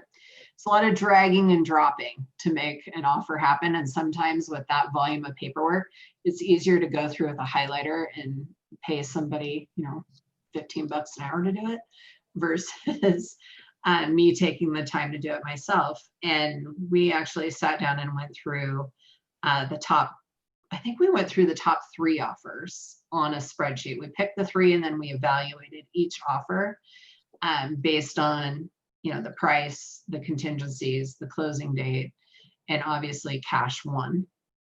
They had an escalation clause. I have a couple of really good escalation clauses that I got out of that transaction that other agents sent me. It was just little extras that were in there. Like, if the price reaches a certain point, this much earnest money becomes non-refundable, just lots of really good nuggets that we were able to pull out of those that I hadn't even thought of. And I think I'm pretty creative, but I did learn a few things out of that one. That's great. And Question real quick. In real estate, what's better than an escalation clause? cash and more cash. I was gonna say 2 escalation clauses. Yeah, 2 escalation clauses, but that and non-refundable earnest money, and having a buyer that's willing to really put skin in the game, especially like when you're dealing with, maybe it's a really solid buyer, but they have a low price point, and the lender's 100% on board. Some of my lenders will back up to, I think the most is $3,000 in earnest money. So they're willing to refund that to the buyer if it should fail based on financing, like that they didn't do their homework. So they're willing to back that. And so, especially if you're dealing in like 300,000 or lower in our marketplace, is very, very difficult to find a house. And Bend is probably not going to happen. Redmond is very slim to none. So that might be my big negotiating tool in writing an offer. I'm going to write it as strong as I can. More than likely, I'm going to have to ask for closing costs. Maybe I'm at full price, we hope. But maybe the best thing I can do is say seller to do no repairs and offer up that $3,000 as a non-refundable earnest money. And I will call the listing agent and not beg, but plead my case. And I know you guys probably have heard of buyers writing letters and all that fun stuff. As a listing agent, I don't really care for letters, but every buyer has the opportunity that way to plead their case, give them their, I love your house because I can see my family living here. Some sellers have feelings, others don't. And some of them don't even want to read the letters. And then others will actually choose an offer based on a strong offer with a super nice letter stroking them, telling them how lovely their house is and their flowers. Flowers are a big thing. But every buyer and seller is different. I don't like letters, but I was gonna say, put your best foot forward, because I would just tell you, I just won an offer situation where we were 20 2,000 under the highest price, but we wrote a letter. And it was strictly because of our circumstance. The daughter was going to stay there, go to college, and the wife of the deceased husband loved that. So just in presenting anything, put your best foot forward. Think of everything. A couple questions. Nasim says, when looking at my MLS, I see year built and effective year built. Why the difference? Which one is bigger or newer? So the year built is either pulling from the permit, so it's a permit issue date instead of the completion date. Is that what you're seeing? Is it on a new build? I didn't specify. Seen? I want to say. I was actually doing a CMA on my own house, and I was looking at the ROID, and it said got the year built as 1978, and then effective year built is 1982. It said what? On the effective year? 82. From 78 to 82, that's a big stretch. That's a big difference. I wonder if it was a big remodel. Could be. Okay. Because it definitely could be well, I would probably go look at the permit history on it. And I'm not sure if you can see that online in your county, but you can go into a permit history and kind of see what's happened. And maybe a house was started and maybe never finalized, or it's built and then there's a big remodel. Okay. What MLS are you on, the RMLS? Yeah. It could just be a typo too. Okay. I would have to look at it. If you send me your address, I'll pull it up on the MLS. Be curious. And then Eileen, if you could, Eileen was asking about let's see, reverse mortgages. Mhm. I wanted to get together and have a conversation with you. Okay. In the chat box, and then Nasim just left the address in the chat box. Okay, I see it over there. Okay. Okay, so I'm looking at the materials they had for us.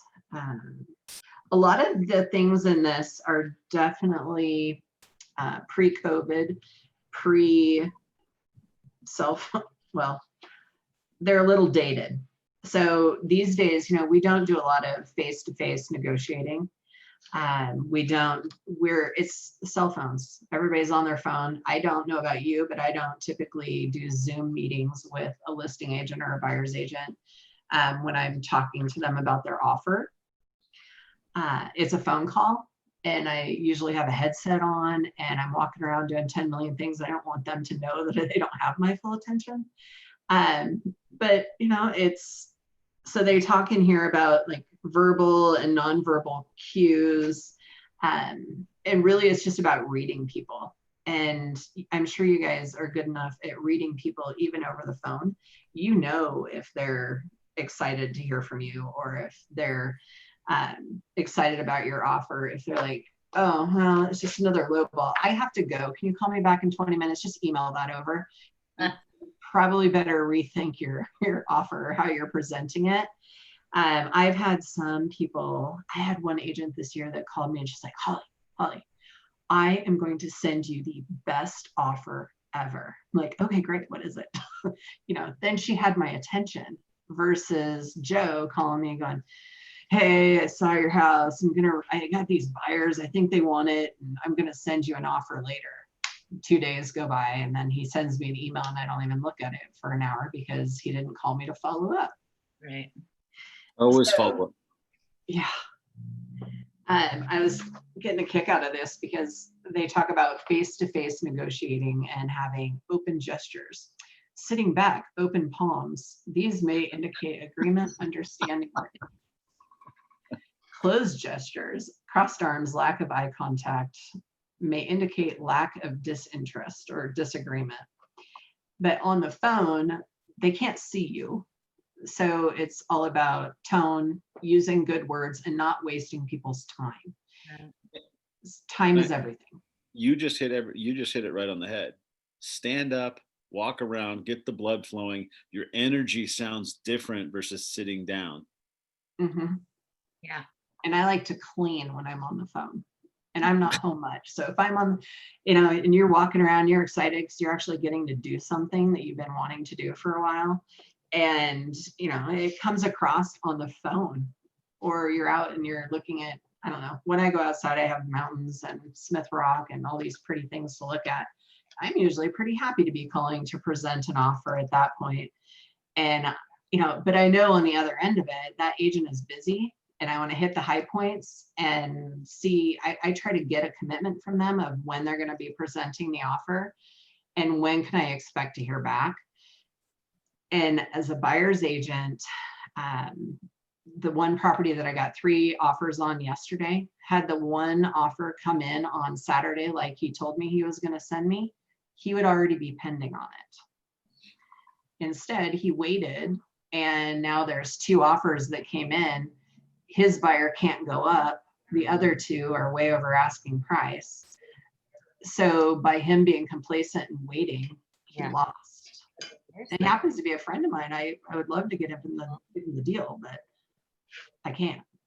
Always follow up with the text, communicate. What's the and let them know you've sent the offer, because sometimes it goes to spam.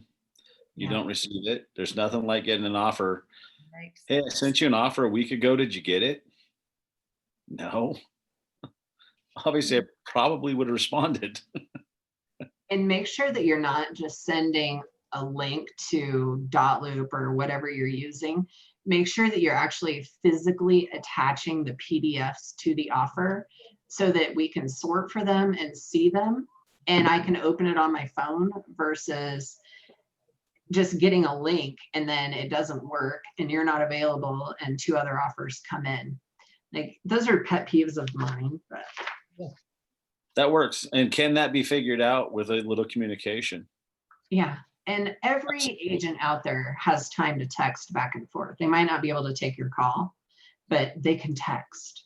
I mean, we do deals from the beach in Mexico via text. Do you have to send the offer to the seller in the order that you receive them? Depends on the seller. So when you take a listing, a lot of times I like to ask them, how would you like multiple offers handled? In the event that we get 5 offers on your house on the same day, how would you like to look at those? And what is the seller looking for usually? Like, the most money. So are they going to want to look at offers one at a time, or are they going to want to like lay them out on the table and be able to choose? Let's see the highest offer. So I haven't ever had anybody say that they want to just look at them in the order in which they're received. In fact, usually they'll wait. If they know that they're going to get multiple offers, they're going to wait until all the offers come in and then look at it. And sometimes they'll even stall. Be like, well, and this is another pet peeve of mine, is when agents say, well, we're not going to look at offers for a week. It's like, okay, well, my buyer needs to move now. Yeah, seriously. And that happens here. And it's unfortunate. And the best ones are when they put that, and then 3 weeks later, it's still on the market because they've offended people. Right. People didn't want to write on it. Right. So they have some lovely tactics on nibbling, hot potato, good guy, bad guy. All stuff that we just work through. Talks about positioning both parties to move back and forth till you have full agreement. So, on a price, if you're not in a competing situation, sometimes you will counter back and forth multiple times with different terms. So let's say I get an offer that is full price and it's a 30-day close, but they didn't give me any occupancy after close to be able to move, and maybe I'm dealing with elderly people. So what would be an appropriate counteroffer back to them?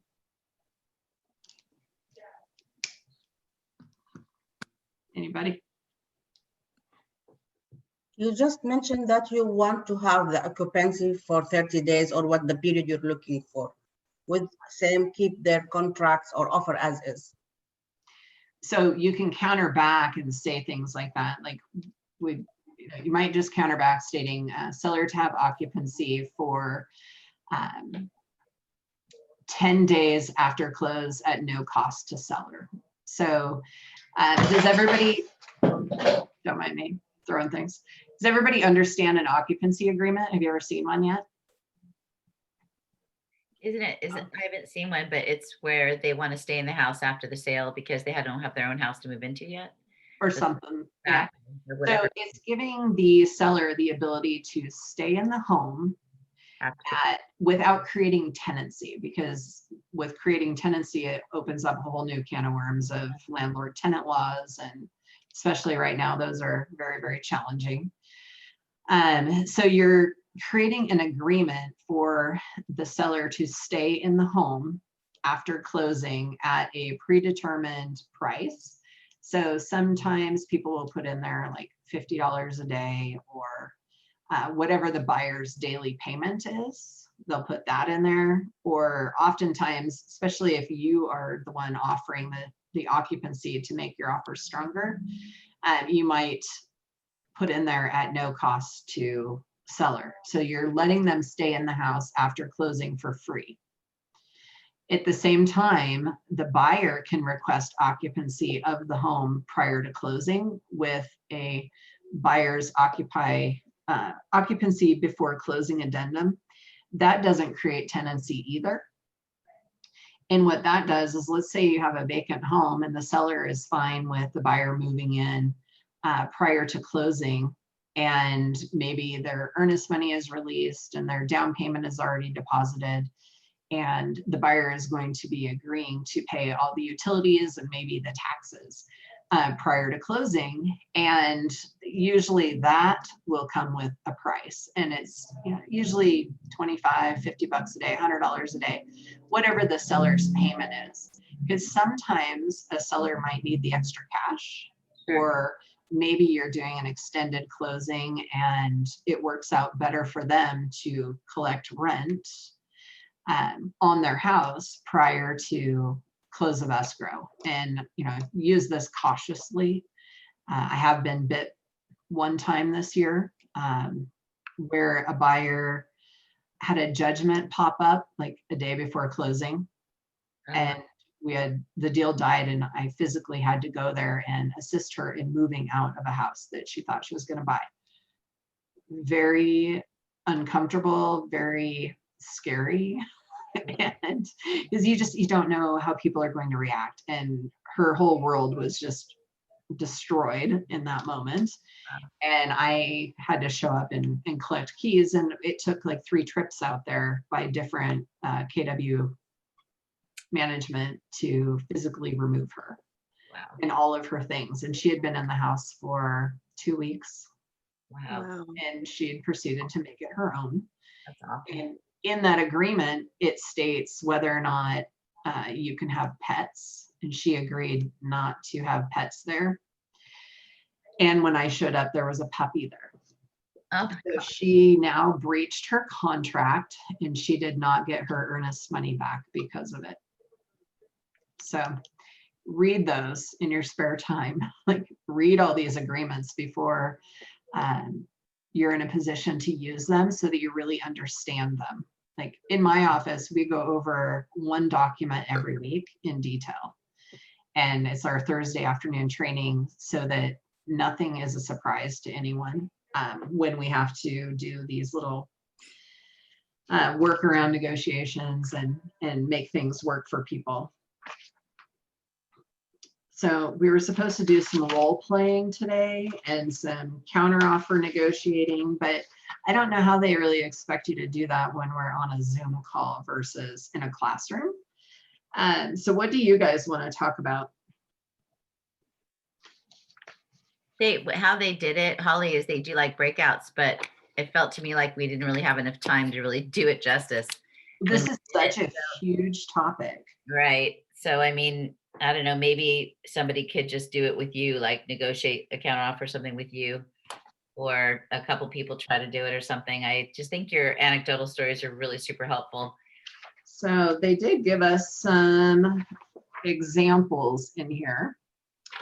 So our scenario, the property has 4 bedrooms, 3.5 baths, and is listed at 350,000 in a well-established neighborhood.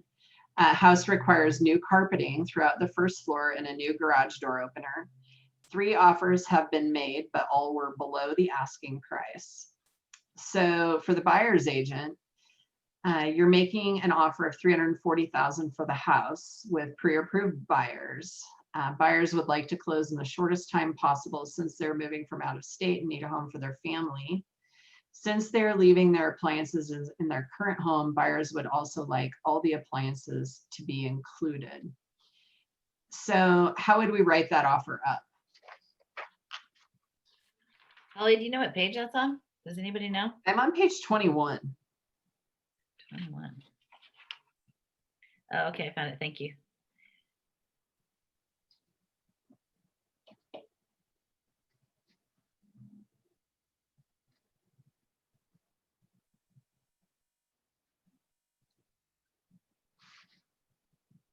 So we already know what they're going to offer price wise, but now is kind of the opportunity to go in and make the offer as sweet as possible without changing the price.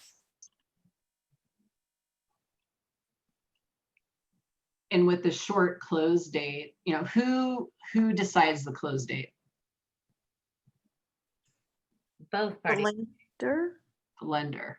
Like, Oh. you got to call the lender and say, hey, how quick can we close this? If we get this thing pending in, you know, 2 days, what are we looking at for close date? Because right now, if it was this week, we're dealing with Thanksgiving that pretty much eats up 3 days. And then we've got Christmas coming up. So the lender is probably going to pad their close date by a few days to accommodate for that. So we would go to the lender for the close date. Sounds like they want to leave or they want to ask for all their appliances.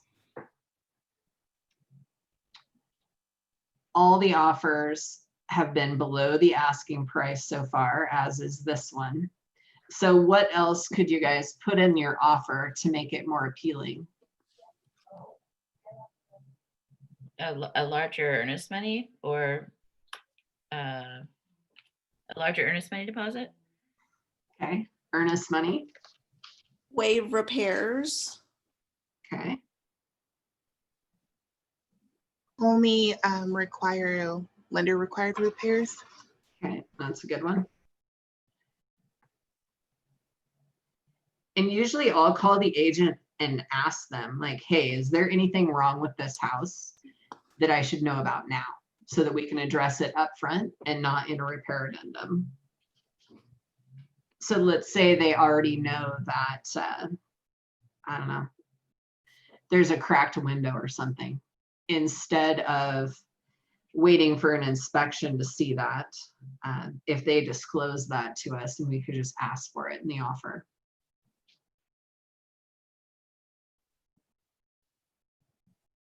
So in additional provisions, we would be asking for, you know, personal property. So washer, dryer, refrigerator, whatever it is that your buyer wants.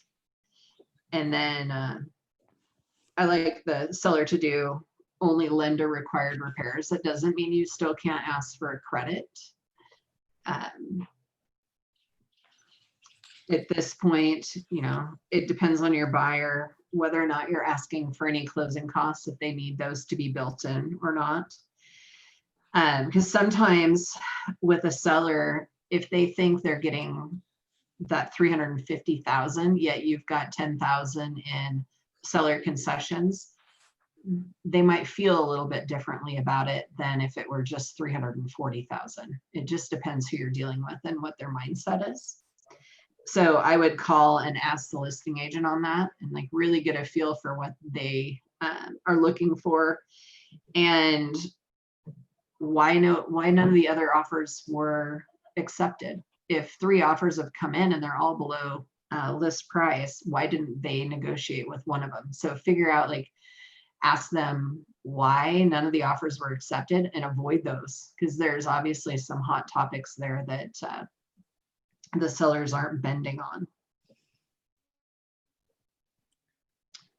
Could do non-refundable earnest money. Okay. Yep, after inspection and or appraisal. And on some of those, you have to use your best judgment too. Like if I'm always comfortable after inspection if I know that the house is going to appraise 100%, no questions. But you might want to be careful with that and say after appraisal. Let's see. And then it's about knowing what the buyer needs too, or the seller needs, because if they're going to move out immediately and buyer is willing to take over the power bills, sometimes the goofiest stuff. I actually wrote an offer on one where I did a little bit longer close, but I offered to pay the taxes, which was like $10 a day. But we paid the taxes, and it was an older gentleman. The seller was all about that. Just didn't want to pay the taxes on a bare lot to kick out a closing for an extra 30 days. Listing agent role. Your sellers have raised their family in the house that they're selling and have many friends and family in the area. Since their children are now grown, they no longer need the amount of space in their current home and have purchased a home in Florida. They want to give all the appliances to their daughter, who has just gone through a divorce. They will not be moving until they've sold their current house. And although they would like to get to their new home in Florida as soon as possible, they are ready to stand their ground regarding the price. So at that point, hopefully the listing agent has told you that they want to give all the appliances to their daughter. So what are some things you could do to help your buyer get those things built into the purchase? Like, you could ask for an appliance credit. Yeah. Because that way, especially if they're, if they're using all of their available cash to put down on the home, make it easy on them. Like, what can we do? So the seller wants to keep their appliances, so we could ask for an appliance credit, or for the existing appliances to stay and maybe lower or increase the purchase price, so the seller feels like they can go out and buy their daughter new stuff and not have to like physically move it. That $350,000 list price that they're hoping to stick to, this might be one scenario where you didn't say no repairs. Maybe on this one you have to get the seller down the line a little ways and then go in and ask for some credits when they're already mentally prepared to move.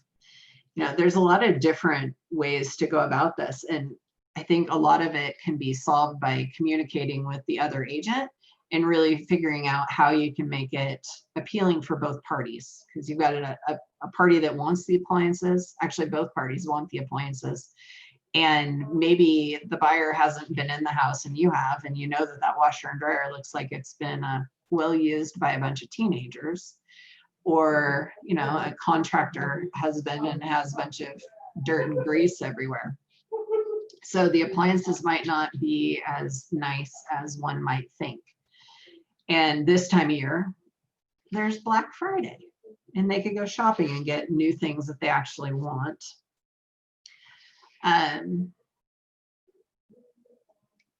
This house needs carpeting throughout the first floor and a new garage door opener. So maybe on this one, it's an opportunity to ask for a credit, give them their $350,000, but then get that $10,000 back in credits and repairs. It's just all about finding that balance. And hopefully you have an agent on the other side that's willing to, volley back and forth until you guys can come to an agreement. And if you can avoid paperwork, it's always a good thing. Like, get the initial offer out there and then work through some of this stuff over the phone so that you only have one counter or two counters at most. to keep track of and get it signed around before somebody else swoops in. Because everybody hopefully knows that if you have a counter offer out, the seller can still accept a higher and better offer.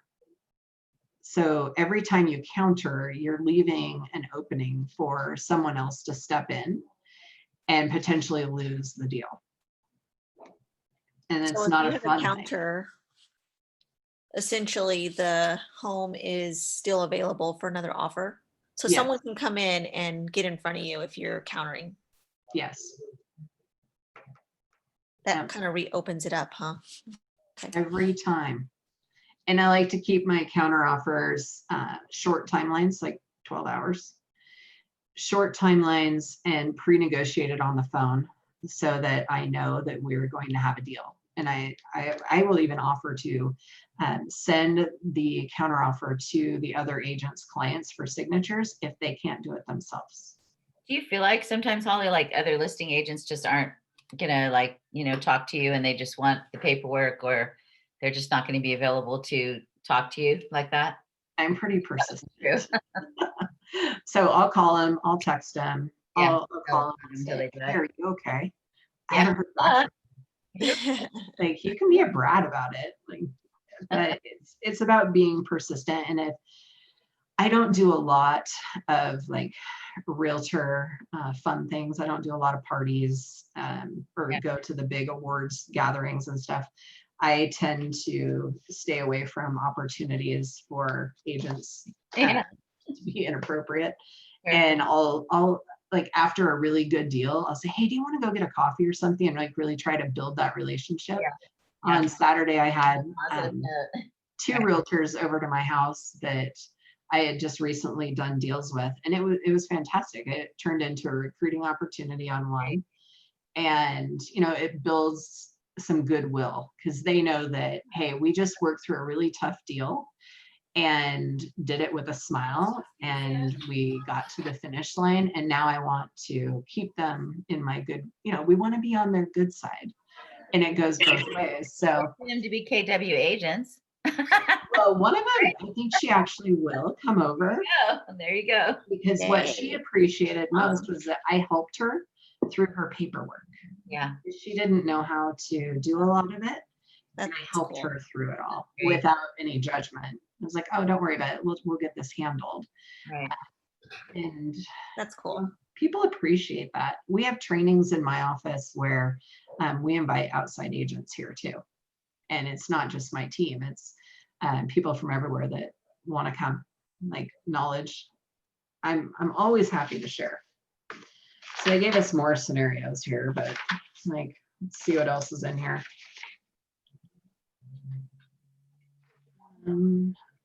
So let's go, I'm going to go down this little review thing real quick. So what are our negotiation points in a transaction? Money, time.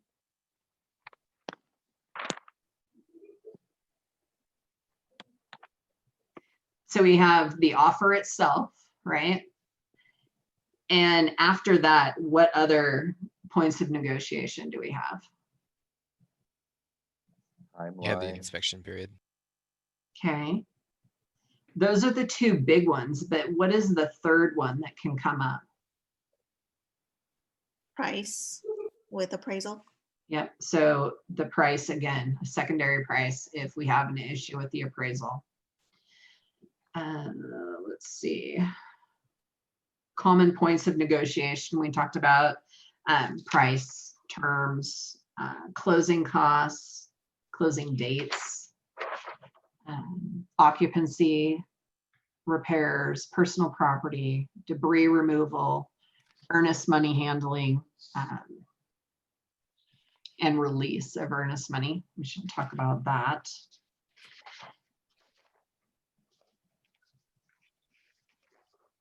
Let's see, components of the 3 Ps approach. We totally skipped that because we did prepare, present, and position. So prepare would be running a CMA, doing market research on a house, preparing your client, preparing your offer, And then presenting your offer to the listing agent. I like to break it down when I send an offer to, I'll give them the bullet points so that they don't have to read to know what they've got. So here's your purchase price, here's earnest money. I'm offering this much of a down payment. Buyer is using Joe Blow, the lender, closing on this date, occupancy until then. We really want to break it down and make it as simple as possible. You could include a letter at that point. If you're offering less than offer or asking price, you might consider including a CMA in there and just saying, hey, here's what I came up with. I know we weren't able to talk about this, but this is where my clients came up with their offer price. Position, the whole position thing, that's being able to negotiate back and forth on all the other terms. So we've got the price and all of our different contingencies and repairs and all the different parts of a transaction, which we could talk about this for days because there's so many variables. Do you guys have any like specific scenarios you want to go over?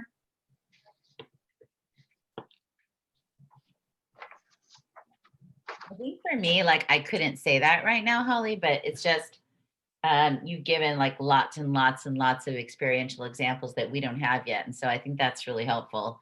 You know, most of us haven't sold a home yet, but like I bought my home 3 years ago. So I remember some of this stuff, how we negotiated things and what we did, but doing it yourself is something different. So very much. There's so many different examples. Yeah. And Like, I think feel a little more competent with putting, you know, in an offer and being a little more strategic and knowing that there's so many options to making it strong.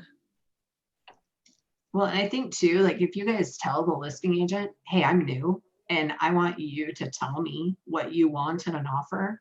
Yeah. It's going to make them feel really good about helping you.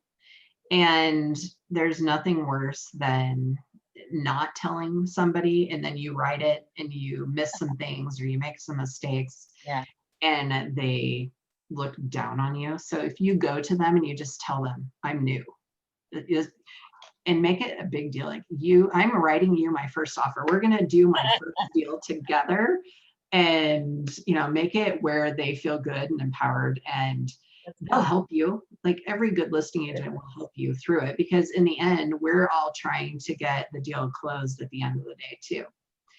And if I tell you what my seller wants, try and do that. You know, of course, there's going to be things that your buyer doesn't want to do. And usually it's price or occupancy, but they're going to tell you like what to do and help you through it. Like I've rewritten offers for people a number of times this year. And it's the ones that tell me that they're new that I'll go above and beyond for. Because I'm like, oh yeah, I'll totally help you because I'm a helper personality. And, you know, it's a really good opportunity to recruit people too. Because a lot of times they're not getting that support from their own agency. Here at our market center, there's somebody always available to answer questions. I get calls almost every day from new agents like, hey, Holly, I can't get a hold of so-and-so. Can you help me with this? And I don't know many agents that don't want to help others because obviously you're building your future pool of goodwill and favors that I've done for you. And, you know, someday maybe you guys will be like the rock stars at the top that I'm calling in a favor to. Okay, I have this buyer. Do you have a listing? I need to find him a house. And, you know, those things are super important and people will remember, you know, that you were honest and upfront and asked for help versus just throwing them a crummy offer that they had to go and counter 10 different points in. Is ideally you're sending an offer that's 90% acceptable and they're only having to counter a few things if they have to. But if you're asking them what they want or what the seller wants and you're giving it to them, your odds are a whole lot better, especially if you're dealing with multiple offers and you were the only agent that called and actually pled your case ahead of time. You know, that goes a long ways. And do your homework too, and, you know, give them a good pre-qualification letter. Make sure the lenders that you're using are actually doing all the homework. Like if somebody comes to me with an FHA loan through Quicken Loans or some online program, I know that all they had to do to get that pre-qualification letter was go on there and input whatever numbers they wanted into the form, and it automatically kicks them out a pre-qualification letter. Nobody has actually looked at their credit because they have the choice to enter their credit on there or what they think it is. And, you know, it's only as good as the piece of paper it's printed on. So you want to use good, solid local lenders wherever you are that agents respect. Because I have a blacklist. I know pretty much every agent will have a blacklist eventually of lenders you will not do deals with ever again. Right. So Sure, it's true. what else do you guys got? Would you recommend like interviewing with a lender to see if it's a good, like how would I go out and select lenders so that I can provide them to buyers? So for me, communication is huge. There's nothing worse than a lender that doesn't work weekends, or at least respond once a day during a weekend. Because if you are in a busy market and it's Saturday at noon and your people want to write an offer and you can't get a pre-qual letter till Monday because that agent won't answer you, it's not going to sit well with you when you don't get the deal because of no pre-qual letter. So communication, do they work weekends? How do they communicate with the buyers and sellers? Some lenders do Monday updates. I like the ones that do Monday and Thursday updates. And it doesn't have to be much. It doesn't even have to be a phone call. Some of them will just send an email.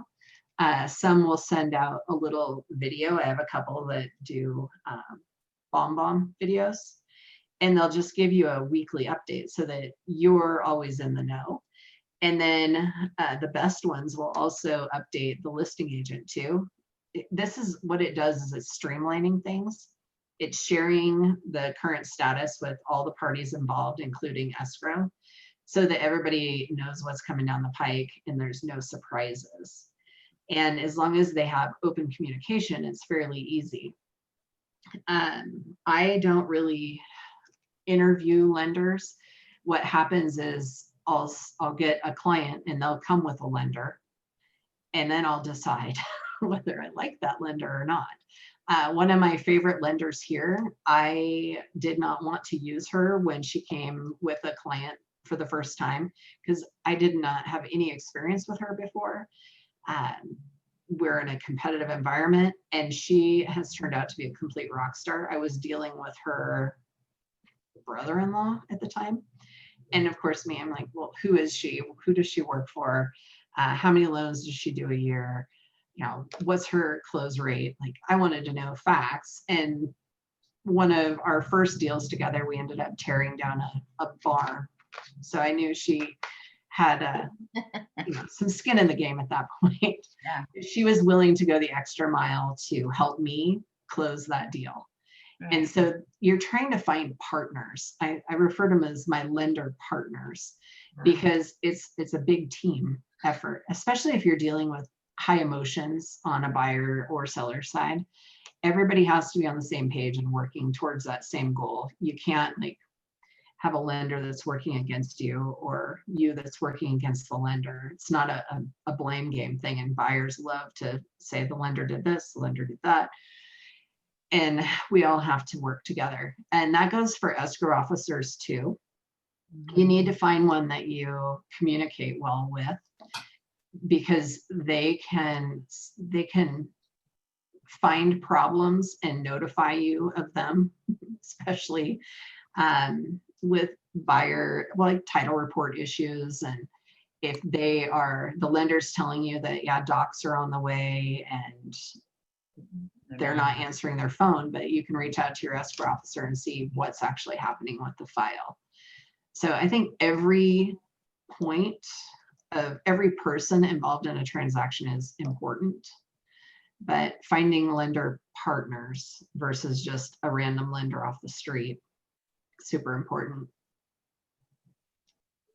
I have to run, but oh my gosh, you have been amazing, Holly. And thank you so much for your Take a minute time. and fill out And the I'll form. be reaching out to you if I have any questions for sure. Yep, reach out anytime. I'm always available. You can Google me.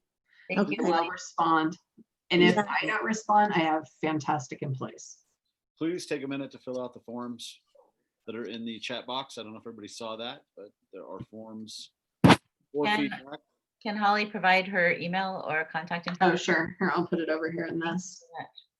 Holly, great job.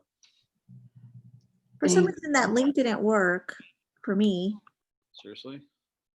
You can try it. It said you've already responded. You can fill out this form only once. Yeah, that's what I'm seeing too. Mine's asking me to sign in. That's weird. Can I email this whole thing to me? Because I know there was some requests in here.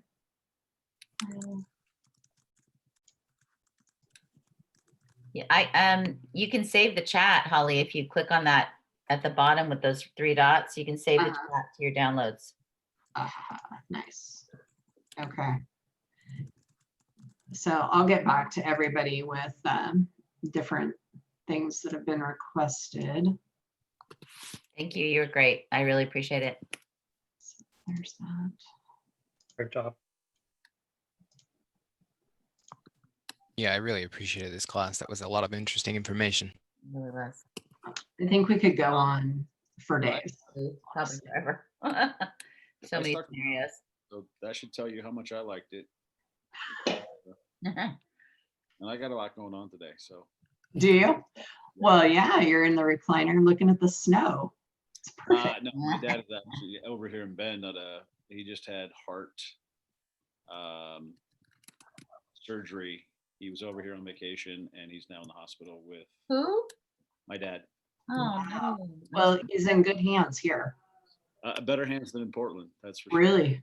Yeah. Oh, So awful. he was able to get his surgery. So I'm not over here on fun. Good. It's Yeah. Oh, wow. but, I felt it In our necessary. And I actually learned a lot too. So If you need an office, you can always come to ours. I know it's actually been fun because in teaching the Ignite and getting used to everybody over here and seeing there's been a lot of people from Bend on the Ignite classes also. So Yeah. it's been great. Yeah, and I have my own office in Redmond, so if anybody's ever in town, stop by. I'm not in the KW office. Okay. I've been in this little Well, house. Mega agent office. Yeah, so I'm here, downtown Redmond. Sweet. And I hear the KW office, the new one is amazing. I do plan to go visit it. I haven't seen it yet. If We have it's, a corner office in there. if it's open. I don't know. I know they're under construction right now, but I know our little corner office is working because some of my people go there. Nice. We actually had our first case of the coronavirus in my office. So No. Oh no. yeah, they're getting tested right now, actually. So who knows?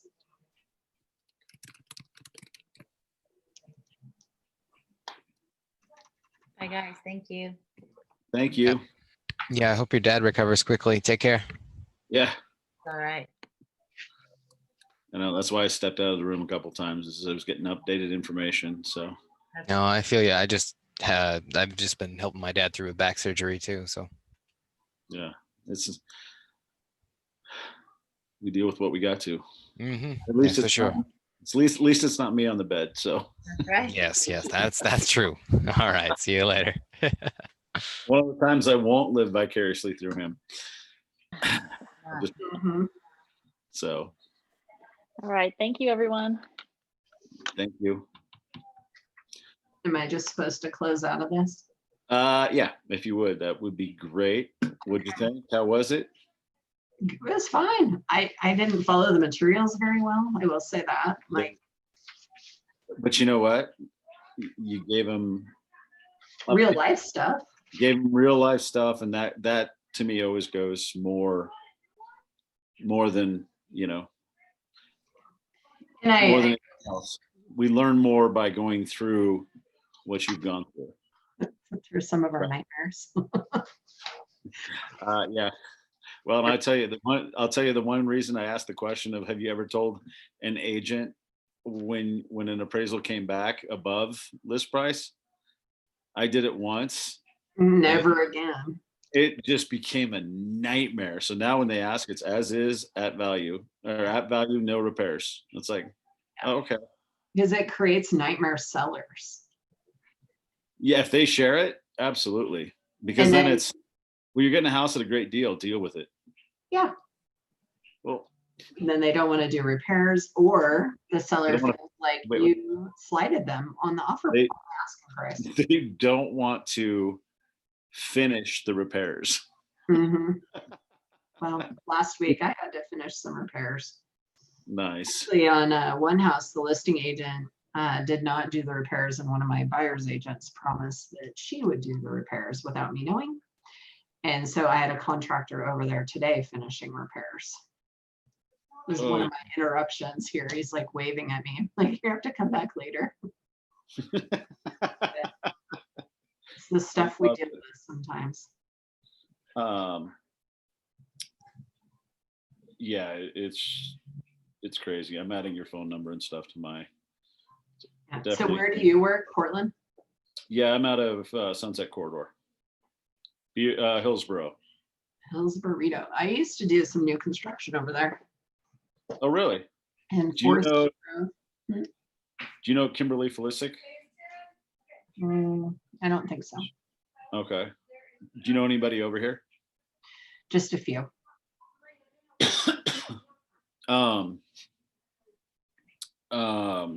That is, it's actually booming, and Washington County is on fire. Like out in, I mean, it's like 500,000 houses going up outside between Sherwood and the backside of Hillsboro.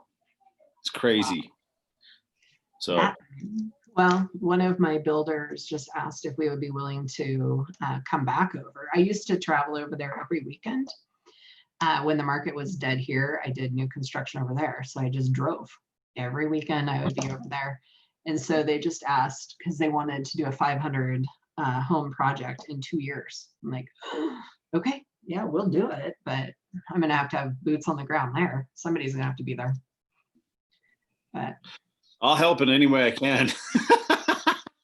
open houses, like we put together really cool materials. I have a full-time marketing person, and that's all she does is really put together materials. Oh, nice. I brought a food truck a couple times. I brought a food truck to open house. Well, it probably works there. There's more people. There's not enough people here. We did. Well, Summer. the big thing with the food trucks is they have like 20 to 25,000 followers on Facebook. So all they do is post where they're going to be. And then we had it to where they ordered, then they'd come into the open house, and then they tour the open house, come back in, we get all their information, come back in, they go back out and get their food. So we had 90 people through in one day. Oh my God. Maybe next summer. I have a subdivision on the west side of Redmond that we are breaking ground on phase 2 right now. So we'll start, I think our first permits will probably come out in February. So everything's getting paved. It might be paved today. I don't know. I haven't been over there. But when I have a house to walk through in phase 2, that might be definitely something fun to do. Put a taco truck out there. On a Tuesday. Yeah. Brokers open. Margaritas. But yeah, that house was amazing. The end result was one offer, and we went 17 over in the upper echelon with one offer. So it was kind of like, oh, okay, let's do this again. Yeah, no kidding. So, but the buyers that came in during the open house saw 30 people come through in an hour, and we're like, we need to get this, we need to get this now. But I like to think outside the box. The next time I did an open house, we had 3 houses for sale on the same corner. And I told the other 2 agents that were on the corners that we were going to do a food truck, and their owners made sure that they had an open house also. All 3 went pending that weekend. Yeah, that's a good way to get energy. Work together. I mean, Yeah, doesn't have to compete. Here in Central Oregon, like all the builders reps are girls, and we all talk on a weekly basis because we're always going back and forth. We all have very different products. So I'll call, Megan at Monta Vista and be like, okay, what do you have under 350 that I can get somebody into in the next month? Because I don't have anything. I had nothing. So, we all work back and forth. And some of the lower end ones, it's like, okay, what do you have? Because they're going to drive my prices down. Or I have to wait until theirs are sold out at a certain price point before I put something live. We have to position ourselves carefully to not look like we're overpriced for the market. Yeah, well, yeah, that's kind of the big thing. So yeah, it's always fun over here. But I actually enjoy Bend. I love it. It's like a little slice of heaven over here. Mm-hmm. You're not in the midst of all the crazy cuckoo town. Yeah, I grew up in Tumalo. Have you been there yet? Okay. Yeah, I used to drive over here. I was a sales rep for Nestle. Okay. And I would drive over here, so I know Bend pretty well. It's grown so much. So I grew up there, and I've lived in Bend, Redmond, and now out at Smith Rock. Oh, very cool. What made you decide to get into real estate? I actually went to school to be a veterinarian, and after five years, I decided it wasn't going to pencil for me to finish school and then be in debt, until I'm 50, paying off school loans. And so I quit and I moved home, and I came back here. I moved to my parents' house, and like, well, now what are you going to do? I'm like, I don't know. So I got a dog. That was day 2 or day 1 of being home. I got a dog. And then I moved out on day 2. And then I decided I loved houses. And my dad's a contractor. My brother's a contractor. I love houses, but I'm not going to go build houses. So I'm like, I'm going to sell houses. So I sat through all those classes in 1999 when you had to sit in a booth and listen to tapes with headphones on, follow along in your book, and I would fall asleep, and I hated it. It was horrible. And then got married, did that once. He's a very hourly minded employee and did not like phone calls at all hours of the day and night, did not like not having a set schedule. So that didn't work. So I quit real estate and then went back to it once he was out of the picture. That's what I did. Wow.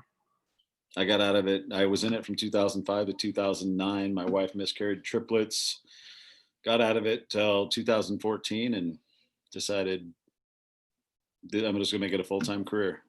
Yeah. Nothing but worth it. Both sense. Oh, so this is the most rewarding career I've ever had. Mm-hmm. It's number one. Everybody's a client. You want to know how I approach people? I'll talk to anybody. And my best line is, "You look familiar." They may not. Right. But they don't know that. They don't know that.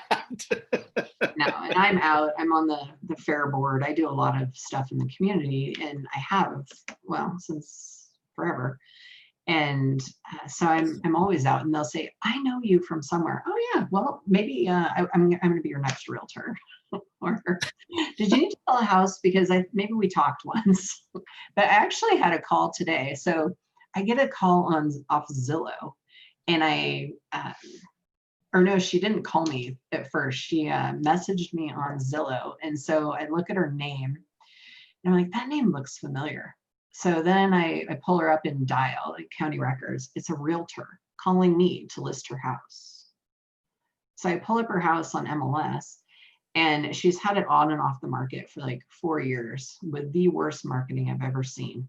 It's an agent at Allison James. Oh, wow. Guess who's listing her house? How is that? I mean, She moved to Arizona, and she wow. just started looking on Zillow at who was doing the most in what areas. And That's we'll amazing. be listing That's it. good. Yeah. What'd you think of my technology? It's a little harder out here because of the rules, but I actually, the technology aspect where I use it to gain, what that does when I use the technology is it puts the sellers in the minds of a buyer.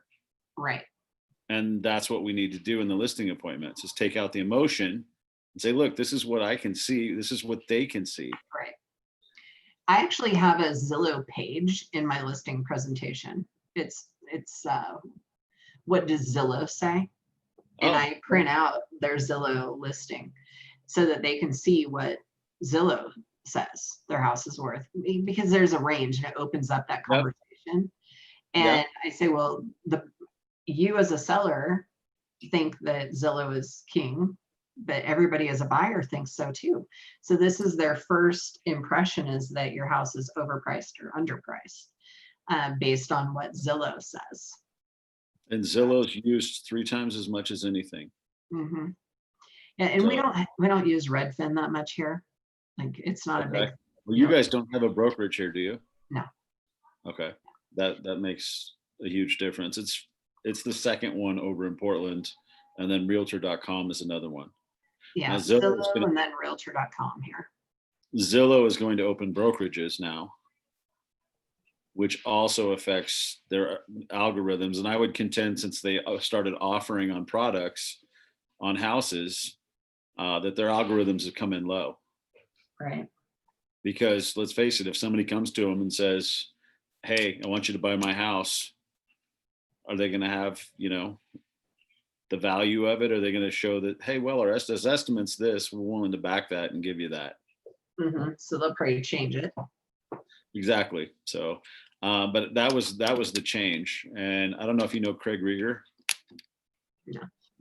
He used to own, he was part owner, but now he's got a coaching.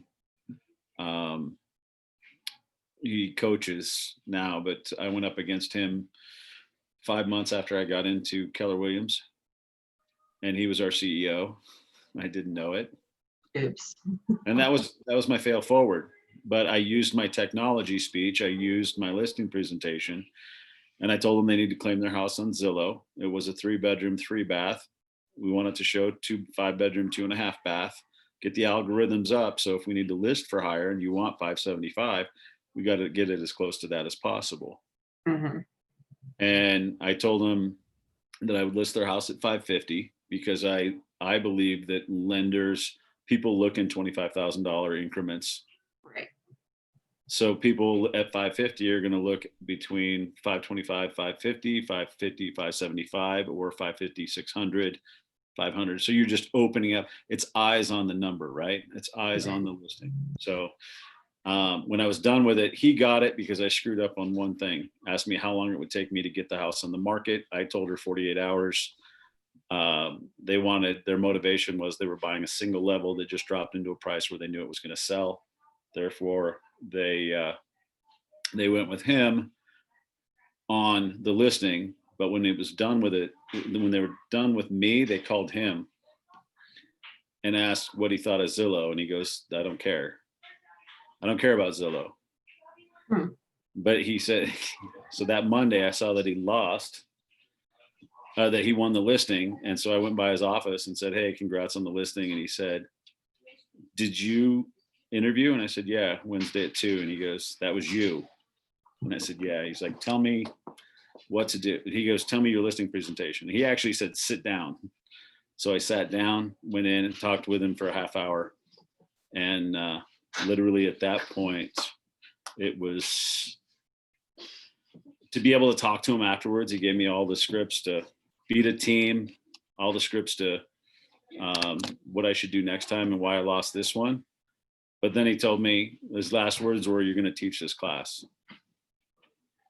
And now I'm productivity coach, teaching Ignite, helping others, and it's pretty rewarding. So I should probably do Ignite at some point, but actually, you did great. I think you have more to offer as a teacher. I'm like, well, I love doing that. That's why we do classes here in my office every week. And I actually bring in, I offer other agents, I don't care who they are. Like, it makes my life easier if they're knowledgeable. I agree. Yeah. So, You're making better agents. yeah, like, I don't care. They can be on my team or not, but, or other And people. maybe they'll eventually be on your team. I don't know. It takes a lot to be on my team. It's, we have a little different outlook on things. I don't want to do this forever. Good. That's So, all. you know, my goal is to step out and just teach in like 5 years. Love it. This is a good help. That's it. I don't want to be showing houses. I want to be going to listing appointments. I'll do all my builder stuff and that's it. Love it. Love it. Love it. Well, it was an absolute pleasure. So go ahead and shut down. Once you shut down, we're good to go.